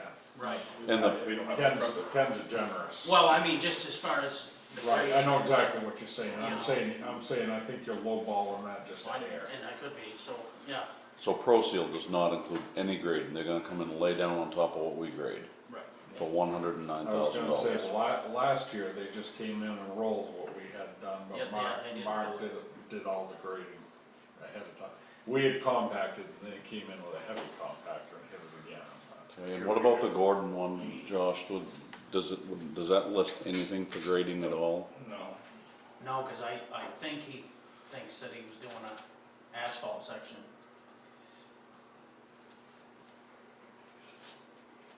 So he would be just, he'd be just grinding it to use less asphalt and then. Mhm. And he's 123,000, correct?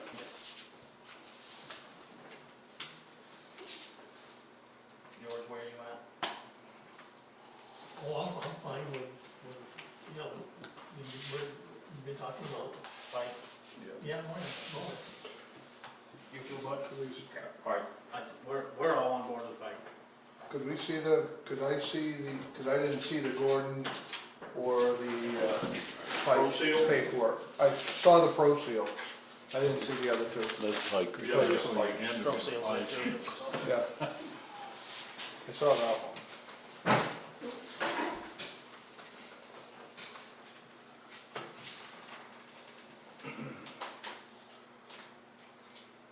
That keeps us from having to put it out of bid again. You understand, I'm gonna make no comment on choosing because of Pike being in Oh, bid. yeah. You figured out who my relative is, I think, haven't you? I think so. That's probably why I'm here. That's one of the things he said he was gonna have somebody else come up. No conflict of interest. Well, we wanna try to avoid that. This is the price for shimming So versus I'm just, you know, Yep.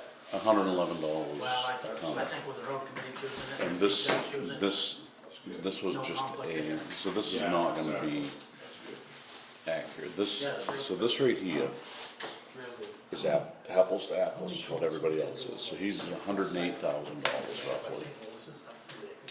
And ProSeal's 109, and Gordon is 123. The reason his bid was confusing is he also put a price for shimming the rest of the road, and the others didn't. That's why his total, said because it's separate. Yeah. right. So we can give them the opportunity to do that second. We may have to put the shimming back out to bid to So do it right. saying it here, but one did, two didn't. Right. Well, it's still, Yeah, but yeah, they had it. the butching and all that, well, I I go mean, through there quite a bit. the shoulders. This is from here. Mm. But the beauty to this bid, neither one of the other two include the fine grading and Right. compaction. And the Pike Industries bid includes fine grading, compaction, water, all that. I still gotta get it done, once it is right here.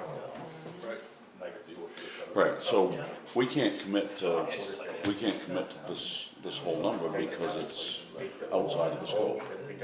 The scope that they bid was 0.7 miles of dirt road, period. And his bid for that portion of it is $108,000. Okay, so he would get the pay.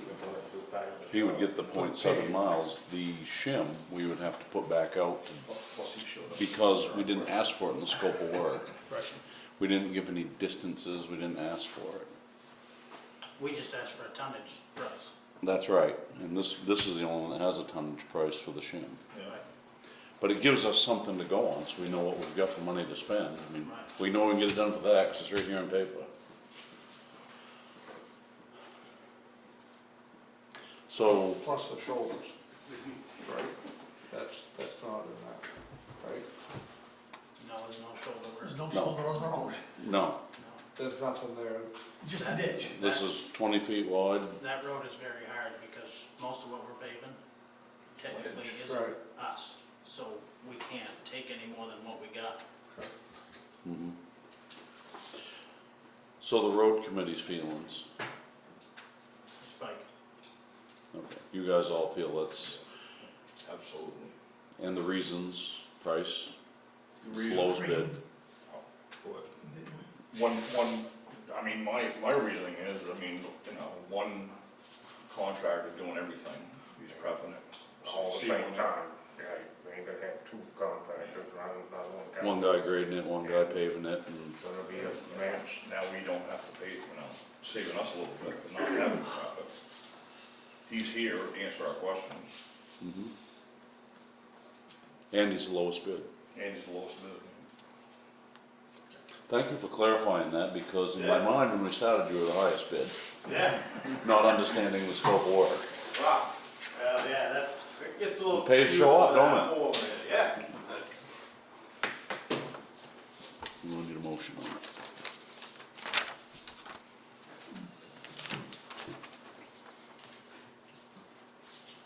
So I guess I make a motion, we take Pike Industries. On the 0.7 miles only. Yep. I second that motion. You vote? Okay, so, Can I ask why we only took it for the 0.7? because that's what we bid, that's what everybody bid, so we have to, the shim part of it will probably have to be rebid. They had the option, they had the bid package. They knew they could have bid it and they chose, they didn't put it in there. So at that point, that's on them. Guess I agree with Josh on this one. You do? I You don't think we're gonna be in, No, I don't think so. So The in other the- thing is, I can't imagine, I think we create more problems for ourselves by having two companies do this. oh, I absolutely agree, I'd rather. I think we meet the spirit of this by awarding, and like I said, I feel I need to be careful here because I have a connection with a relative that works at Pike, but still, I think they put out what we asked for, they put out the best bid, the lowest bid. Everybody agrees on that, and I just think it would be even though, you know, it might be technically more egalitarian, if you will, to put it back out to bid again, I think we're creating a lot of work that doesn't need to happen to get to the same place. So in the scope of work, everybody had the option of bidding the shim, but one company opted to bid the shim? That's Is kind of that- my I understanding. mean, it's in the bid package. It's in the scope of work. Yeah. So, By all technicalities, they're the only company that It's did true. what we asked. We need to So have a Right. separate really, quote. okay, in this situation, by For shame, default, they they didn't should do it. get it. Or Because he they, didn't do it. You two did but it. we did ask for two. He did. They couldn't and, do it. and we need to accept this bid apples to apples. So at this point, we've accepted Pike Industries' bid for the 0.7 miles of, they've agreed to fine grade it and pave 0.7 miles. Now we can address the shim separately, because we're gonna have to, if we don't have enough budget, we're gonna have to pay for it separately, so, Well, we're only gonna go until we right. So, hit our budget and Right. then we're done. so in the estimate we were talking about, we think we can still be within budget and shim the whole road? And, I mean, unless, of course, we get Yeah, 4 inches of, wheel rot, then we may end up 200 feet short. And mhm. if we do, well, that's next year's plan, is to do that Exactly. 200 feet and then overlay Right. the whole road, you know. So which end do you wanna short, the west end or the east end? Okay, so what each company has bid is there's the 0.7 miles of road, we've accepted the Pike Industries bid. What do we wanna do with the shim? Do we wanna move to hire them to do that as well? I would, that's the road committee agrees with that, yes. And Pike Industries is willing, Pike Industries understands that if the rut's 4 inches deep, there's a point where we're gonna have to stop because we've got budget limitations. Right. And you're willing to work within those parameters in the shim part of it. Yeah, I mean, you guys give us, a number that you're looking to hit, and That's where you shut it down. that's where we'll get that tonnage. Our paving foremans are really good at running yield, they're gonna know where they're at. Yeah. So, I mean, we usually stop, a little bit before you hit that number, just obviously because of the escalation, stuff like that, but, I mean, yeah, we're willing to work with you, with it. Mhm. I mean, whatever that number, however far you're trying to get, so. Mhm.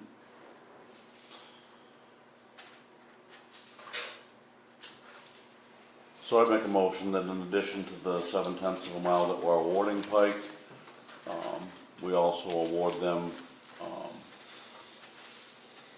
the shim by the ton as far as our budget goes.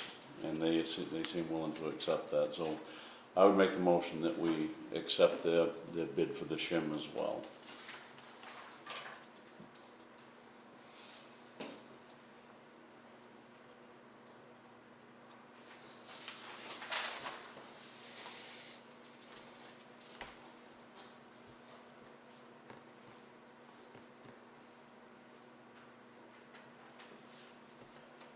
We don't see a problem not having the other two.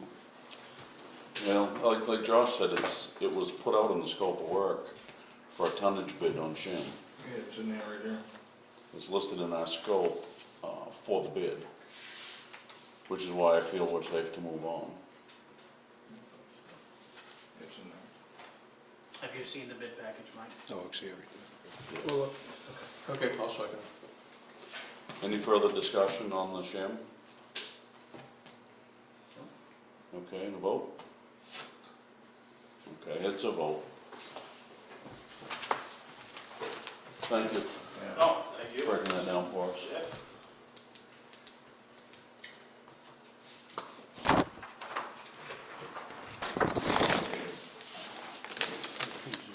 it was attached to one of these.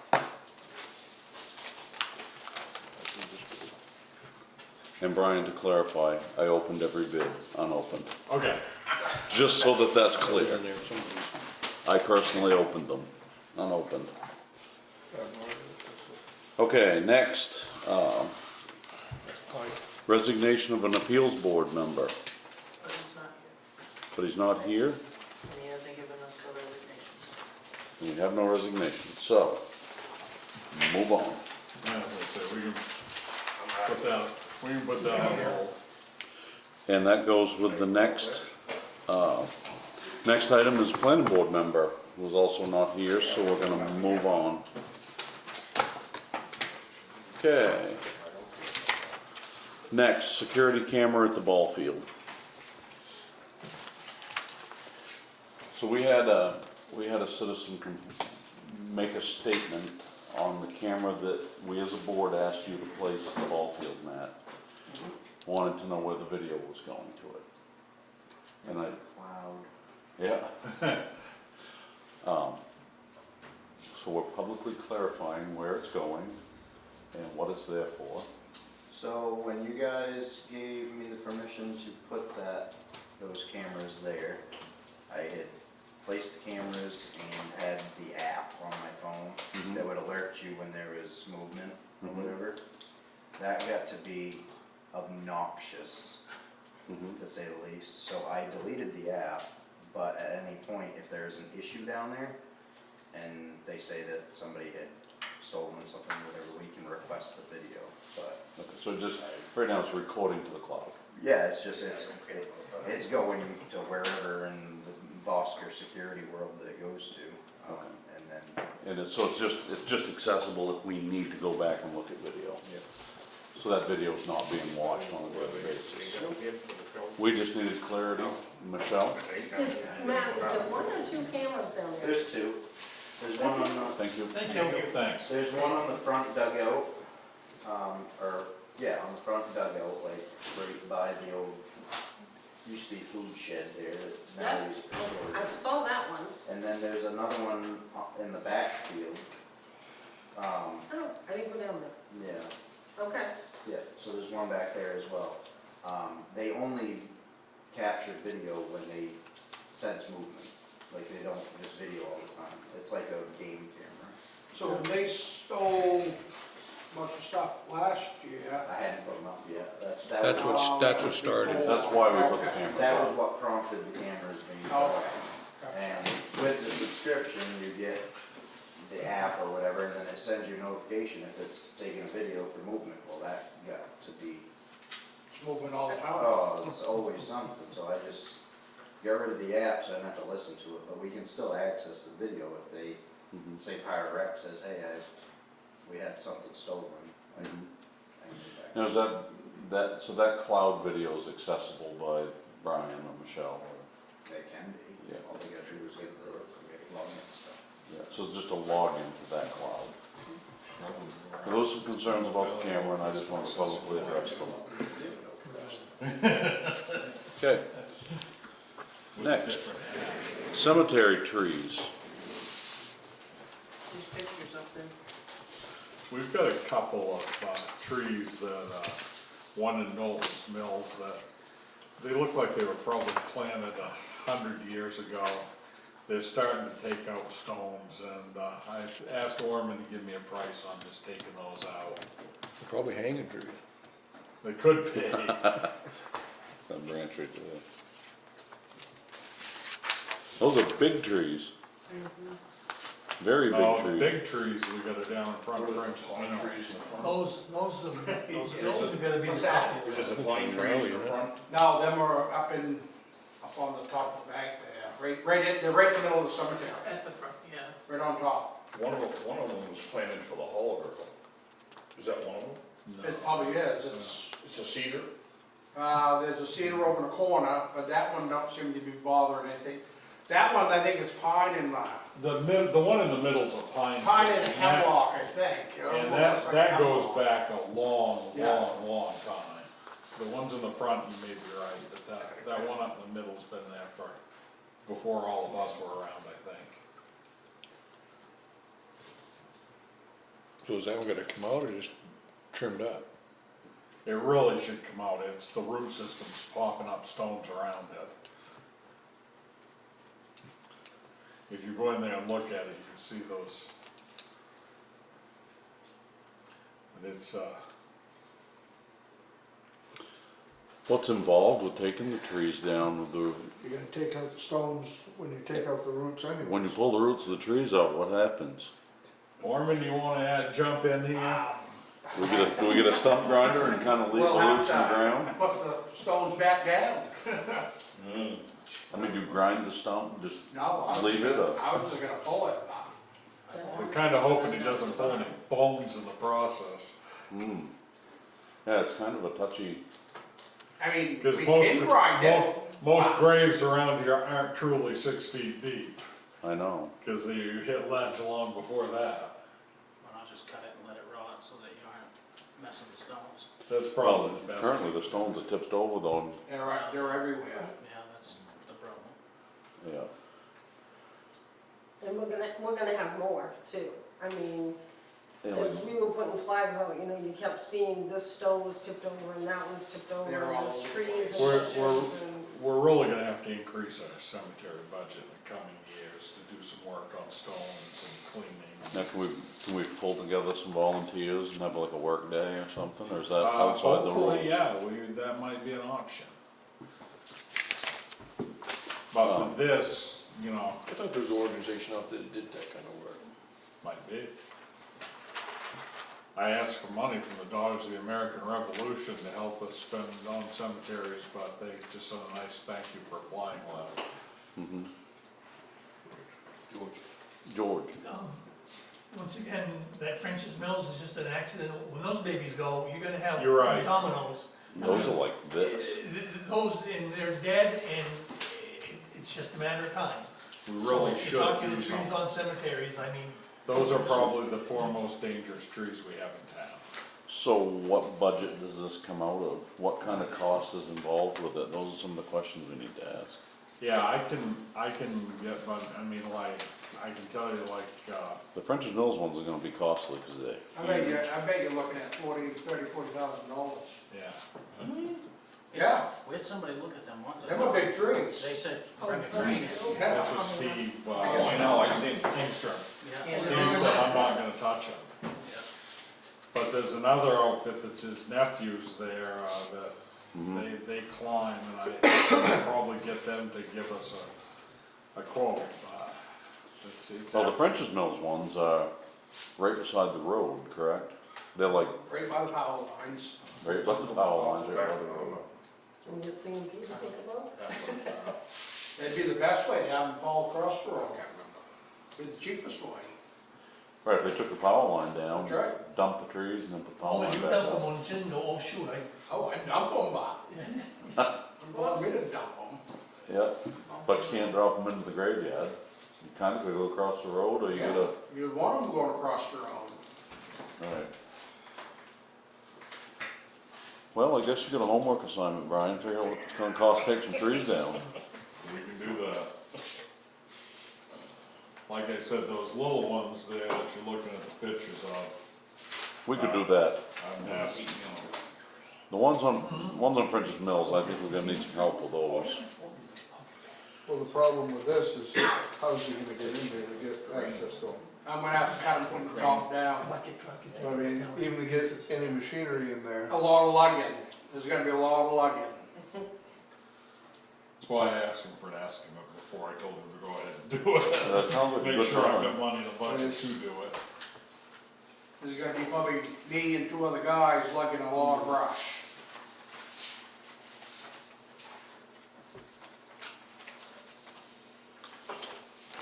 Alright, so at this point, we're gonna throw that ball at Brian. We'll get a price on the French's Mills ones probably separately from the others. Yeah, we The have- French's Mills ones, the last time I was through there. We have to do that, I mean, that's been something that's been there, and it's just, it's a dangerous situation, we need to do something, address them. Okay. Okay, the next item is signs for different areas in town. This is a bus turnaround at the end of Mill Street. The bus driver's having trouble there because people are parking in the bus turnaround. Center Pond area for boats, the park signs for controlling dogs and parking, and perhaps a handicap designation. Church Street signs, Willard Starboard Park, no dog sign. So we have a resident that lives right near the Willard Park Mm-hmm. area who likes to take the dog down there. We haven't started building the park yet, but if they're gonna take their dog down, then others are gonna take their dog down. So that's just one issue. The street signs, this started before Brian went out on leave. The no parking. I thought we did put the no parking ones on Church Street. I don't think there's any signs up there. I think you We ordered talked them. about it. I think I was gonna say, I thought I bought them, I thought I ordered them. Did you remember, do you Haven't remember seen them. seeing them? No. So I wasn't sure where that stood. And then Center Pond, Mike brought the situation, I don't even know the area out there. Yeah, but- we've needed to do that, Josh and I talked about that over a year ago, that we needed to put signs So down. this was just one of those No place to regrouping. park There's it. no place to park. Yeah. So do we need to order some signs? I believe we're gonna need some, I don't know what you're gonna do for the Mill Street. We went down and tried to do the 911 numbering down there. And it really doesn't come out right when you do the math. We ended up giving him 35, but I'm not sure where his driveway is gonna be. It kinda encompasses right into that, the bus See, I thought that turnaround. driveway was the bus turnaround, as I understood it. That's what I- he's using right now, I Right. think. I looked at that lot to buy it, and one of the things that I understood from reading it was the area that you could get a car off the road is the actual bus turnaround. Right, because there's the sewer district pump station there, and then that opening. And she's getting in trouble if she tries to use someone's driveway, you know, people are yelling at her for turning around there. So it's a congested area, I'm not really sure how to fix it. Does she need a driveway? Well, there's a driveway Yeah, there, I know, well, not a driveway, but just a turnaround. Turnaround. So I wonder if the deed to that property's gonna show that. I don't know. Are And the the- thing is, Are the people that have bought that lot, are they the ones parking in there? that and people who do fiddleheading are down there Fishing. parking. She has an issue every Is there year. fishing there? Fishing, oh yeah, they fish down Oh, I didn't know Maybe there was we- a fish down there. there. Maybe we should talk to the person that owns it, maybe we can work together with them to come up with a solution to this. And so that's. Cause that did sell last fall, right? Yeah, that's, and the guy's down there clearing brush and Yeah. doing stuff down there, so I just really wasn't sure what angle to go with. Yeah. Yeah, if we can show that it's a bus turnaround, it's simple to put up a sign, no parking bus turnaround. See if it clears it out. Right. I know that if you go straight off Mill Street, there's a pile of sand or dirt or whatever that's there. I don't know if they can use any part of that area for, Well, I was told at one point that Mill Street, that there was a right of way that at one time went all the way down So this side of the river, all the way to Lowe's Bridge. Yeah, that's through Haley's. Right, Oh, it is through That's Haley's. through Haley's. yep. Yeah. So somebody's gonna take an inventory of signs that we need then, if we're gonna address the sign thing. I can go ahead and do that if we want. And maybe we could look at that and just have a Is that- conversation with the guy that owns the lot. Just say, can we put a no parking bus turnaround sign here? There's a white sign there that's part of Sergeant's operation where we bought signs before, they're pretty good, and I can buzz over there right after dialysis on Tuesday and order some signs. Next, inland fisheries and wildlife. okay, so we've had a lot of our residents upset with the fact that they can't come into the office and register their ATVs. State of Maine has had trouble with their ATV stickers. So, right now, the only option for our residents is to go online and do their registration work. They have to print off their registration, and then Augusta will send them stickers. Well, not everybody has internet or has a Right. printer. So what we have opted to do is if there is a resident there that doesn't have the options to, or the abilities to do this, we are doing it for them as far as logging into the website and using their credit card to pay online, get their registration, so that they can actually be registered. Do we get the proceeds from those registrations if they're done at the state level? No, we don't. I don't like that. No. So this is a problem. It's $5 each ATV. Right. I know And along with that, if you have a new registration, We got stickers. oh, do we have stickers? Everyone was given 20 stickers, and we are not allowed to do re-registrations. We got stickers Tuesday to only do brand new registrations. We're not supposed to do any renewals. We can do it with them on the computer, but we can't give them stickers. So the other option for new registrations is you photocopy their driver's license, their bill of sale, any other paperwork that they have the email address, their phone numbers. We fax it to Augusta. Augusta calls them and gets payment over the phone for their registrations. Again, you have to print out the registration work, and then they'll send you stickers. And last week when we did it, there was over 700 people in front of the one we called, or we sent in And It seems they pretty came in, streamlined. they came in yesterday and they're like, we still haven't got a phone call. So I was able to do it for them where it was a new registration. So when they finally Janet call, Mills needs more money.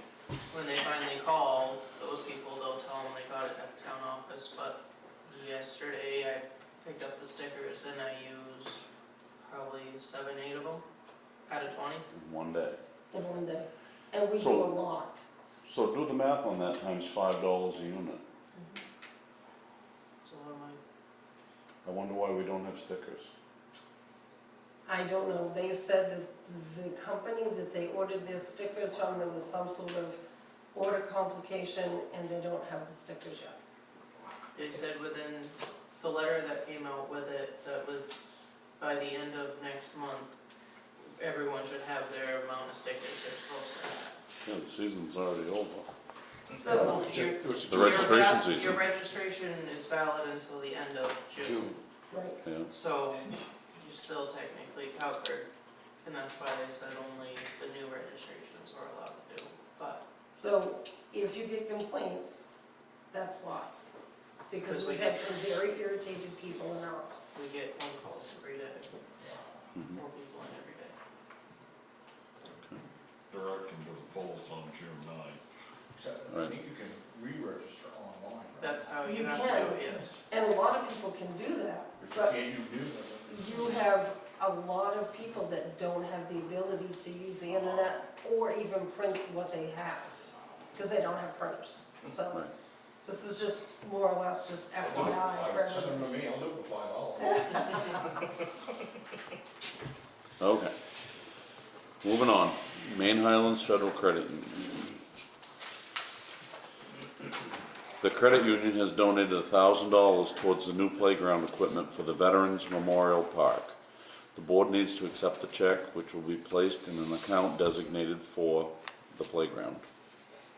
So with this check that you have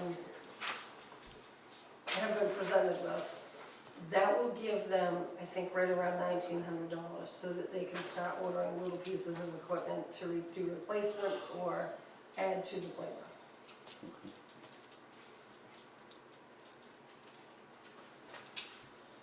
So I'd make a motion, we accept the gift of $1,000 from Main Highlands to be used towards playground equipment. Second. No other further discussion? Vote? That's a vote. Okay, item 7, town manager's report. I'm gonna be brief for a couple of reasons. One, we've been here for a while, and 2, I don't have a lot to report, seeing that I'm just kinda getting back in the swing of things. Thank you again to everyone. Mostly what I've been focused on is spending time with Michelle and Kelsey and trying to catch up. A couple of the big, I'm just gonna hit the highlights of this. A couple of the big activities that I think we need to focus on is, we've talked a little bit about that at different points during the meeting. Up until last year, the committees this town had, such as the road committee, the parks committee, everybody, they were really not being utilized by town government. They'd kind of fallen by the wayside. Well, we've gotten a lot of those committees active. Now I think we're at the point where we need to get out and work with them and make sure they're reporting back to us, that they're following the boards and committees policy, that the information flow is such that everybody knows what everybody's doing. Not criticizing anything that anybody's doing, because everybody's doing great work. People are willing to volunteer their time and effort. You know, we wanna commend that, but we wanna make sure that they're getting the best out of their effort, time and efforts as well. So that's one of the things I'm gonna work on over the next few months. I'm gonna try to make it to, you know, at least 1 or 2 of all, or as many of the committee meetings as I can, kind of make sure they're aware of the policy. And ultimately, I wanna get us to a point where one selectmen's meeting, we have half our committees reporting, and the next one of the month, the other half reports. So, when those committees are active, like the budget committee, for example, is only active in the winter, that's a little bit of an exception, but, you know, but like roads, parks and rec, they're more active in the summer, so we just kinda get that ball rolling in that direction. The other thing was discussed here at a couple different times during the meeting. Every policy this town has, every ordinance this town has, really ought to be reviewed. That dog ordinance that was last looked at in 1988, that's not an exception, there's a lot of those. We have a cable TV ordinance and we don't have cable TV in town anymore. So some of that, the ordinance stuff, wanna run through the planning board, but the policy stuff, I wanna get into a process of bringing this group, you know, handing you out a policy or two every meeting and say, hey, look these over, let's discuss them, let's update them, and get an actual schedule so that the town selectmen are reviewing every town policy every 3 years. Those are a couple of the big items I'm working on. Town hall, as always, still beating the bushes for money. Jeff and I had a real positive meeting with the Historical Society last night. They are fully on board with helping us out to the point of they're ready to put their building on the market, sell that, use that money to help us with the match for the grant this fall. And use their nonprofit status. And use their nonprofit For the grant. status. So, also on the grant, one of the things, the question Mike and I had, that we learned that out of the 14 grant applications granted, 13 of them were south of Augusta. The one that was local to us, it happens to be in Dover Foxcroft, and I'm gonna get in touch with Pat. It was the Senate Theater, so I'm gonna sit down with Pat Myers at Senate Theater, and I think he probably would be more than willing to help us out with our grant process. So that's kind of where we're moving forward in that. Our next step is, again, scheduling and getting back to scheduling joint meetings between the Historical Society and the Town Hall Committee, and really kind of getting more communication out there to the public about what we're doing, and really trying to do some grassroots fundraising in addition to all the other plans on that. On the road side of things, kind of redundant now, road committee met tonight. Biggest thing, we've got the grading going on right now. We're gonna evaluate calcium needs a little later in the summer. Road committee's gonna be meeting again on the 17th. We're gonna discuss some summer projects. Paving bids were awarded, and we put, and I'm gonna be putting the bid package out for work on the prep work on, or the culvert kitchen work on the Flanders Hill Road development. That's pretty much what I have at this point. Okay, that concludes town manager and road commissioner report. Next, select board concerns. Good. You're good? Yep. I'm good. Okay, update on past projects and discussions. We've added this to our agenda. We've found a few examples, you know, you go back and look at the minutes and whatnot, we found examples where things fall off the table that don't get brought back up. So each meeting we're gonna have this, topic at the end of the meeting, just to keep that ball rolling. And this is a place where these projects that affect people in the community come in, sit down and discuss it with us, keep these things on the table. It's not just, this isn't just for us, this is for everybody in the town of Sangerville. Okay. On that subject, we have two items. The shoulder work bid that we talked about in East Sangerville. We need to keep that discussion alive, and the survey of the old dump lot. Those are the two that, I don't know what we need to do to keep them moving, but. I would ask Josh if we can put that shoulder work on the agenda for our next road committee meeting to discuss and get the committee's input on that. Yep, I would say one thing real quick, I would change that from bid to estimate. Because if we do a bid, we have to accept somebody. If we start calling it an estimate, and it's out of our price range, we can just make an estimate. You know, we Okay. don't have to do it. Seems logical. It was in, see, in, Wilker's contract, it was $4 and 35 cents a linear foot. Yeah, it's a lot of money when you start doing the math. It was in, yeah, it was in. Yeah, I saw that. Yeah, it was in one of the paving bids, Mhm. they put in there about the shovel work, I mean, just, but we can, Million. Right, so you could do the math, yeah.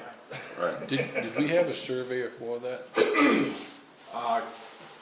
The one surveyor that I contacted is the same one for the South Sangerville Grange was, it's Kevin Sargent, what's the name of the company? Second. Yes, second, right.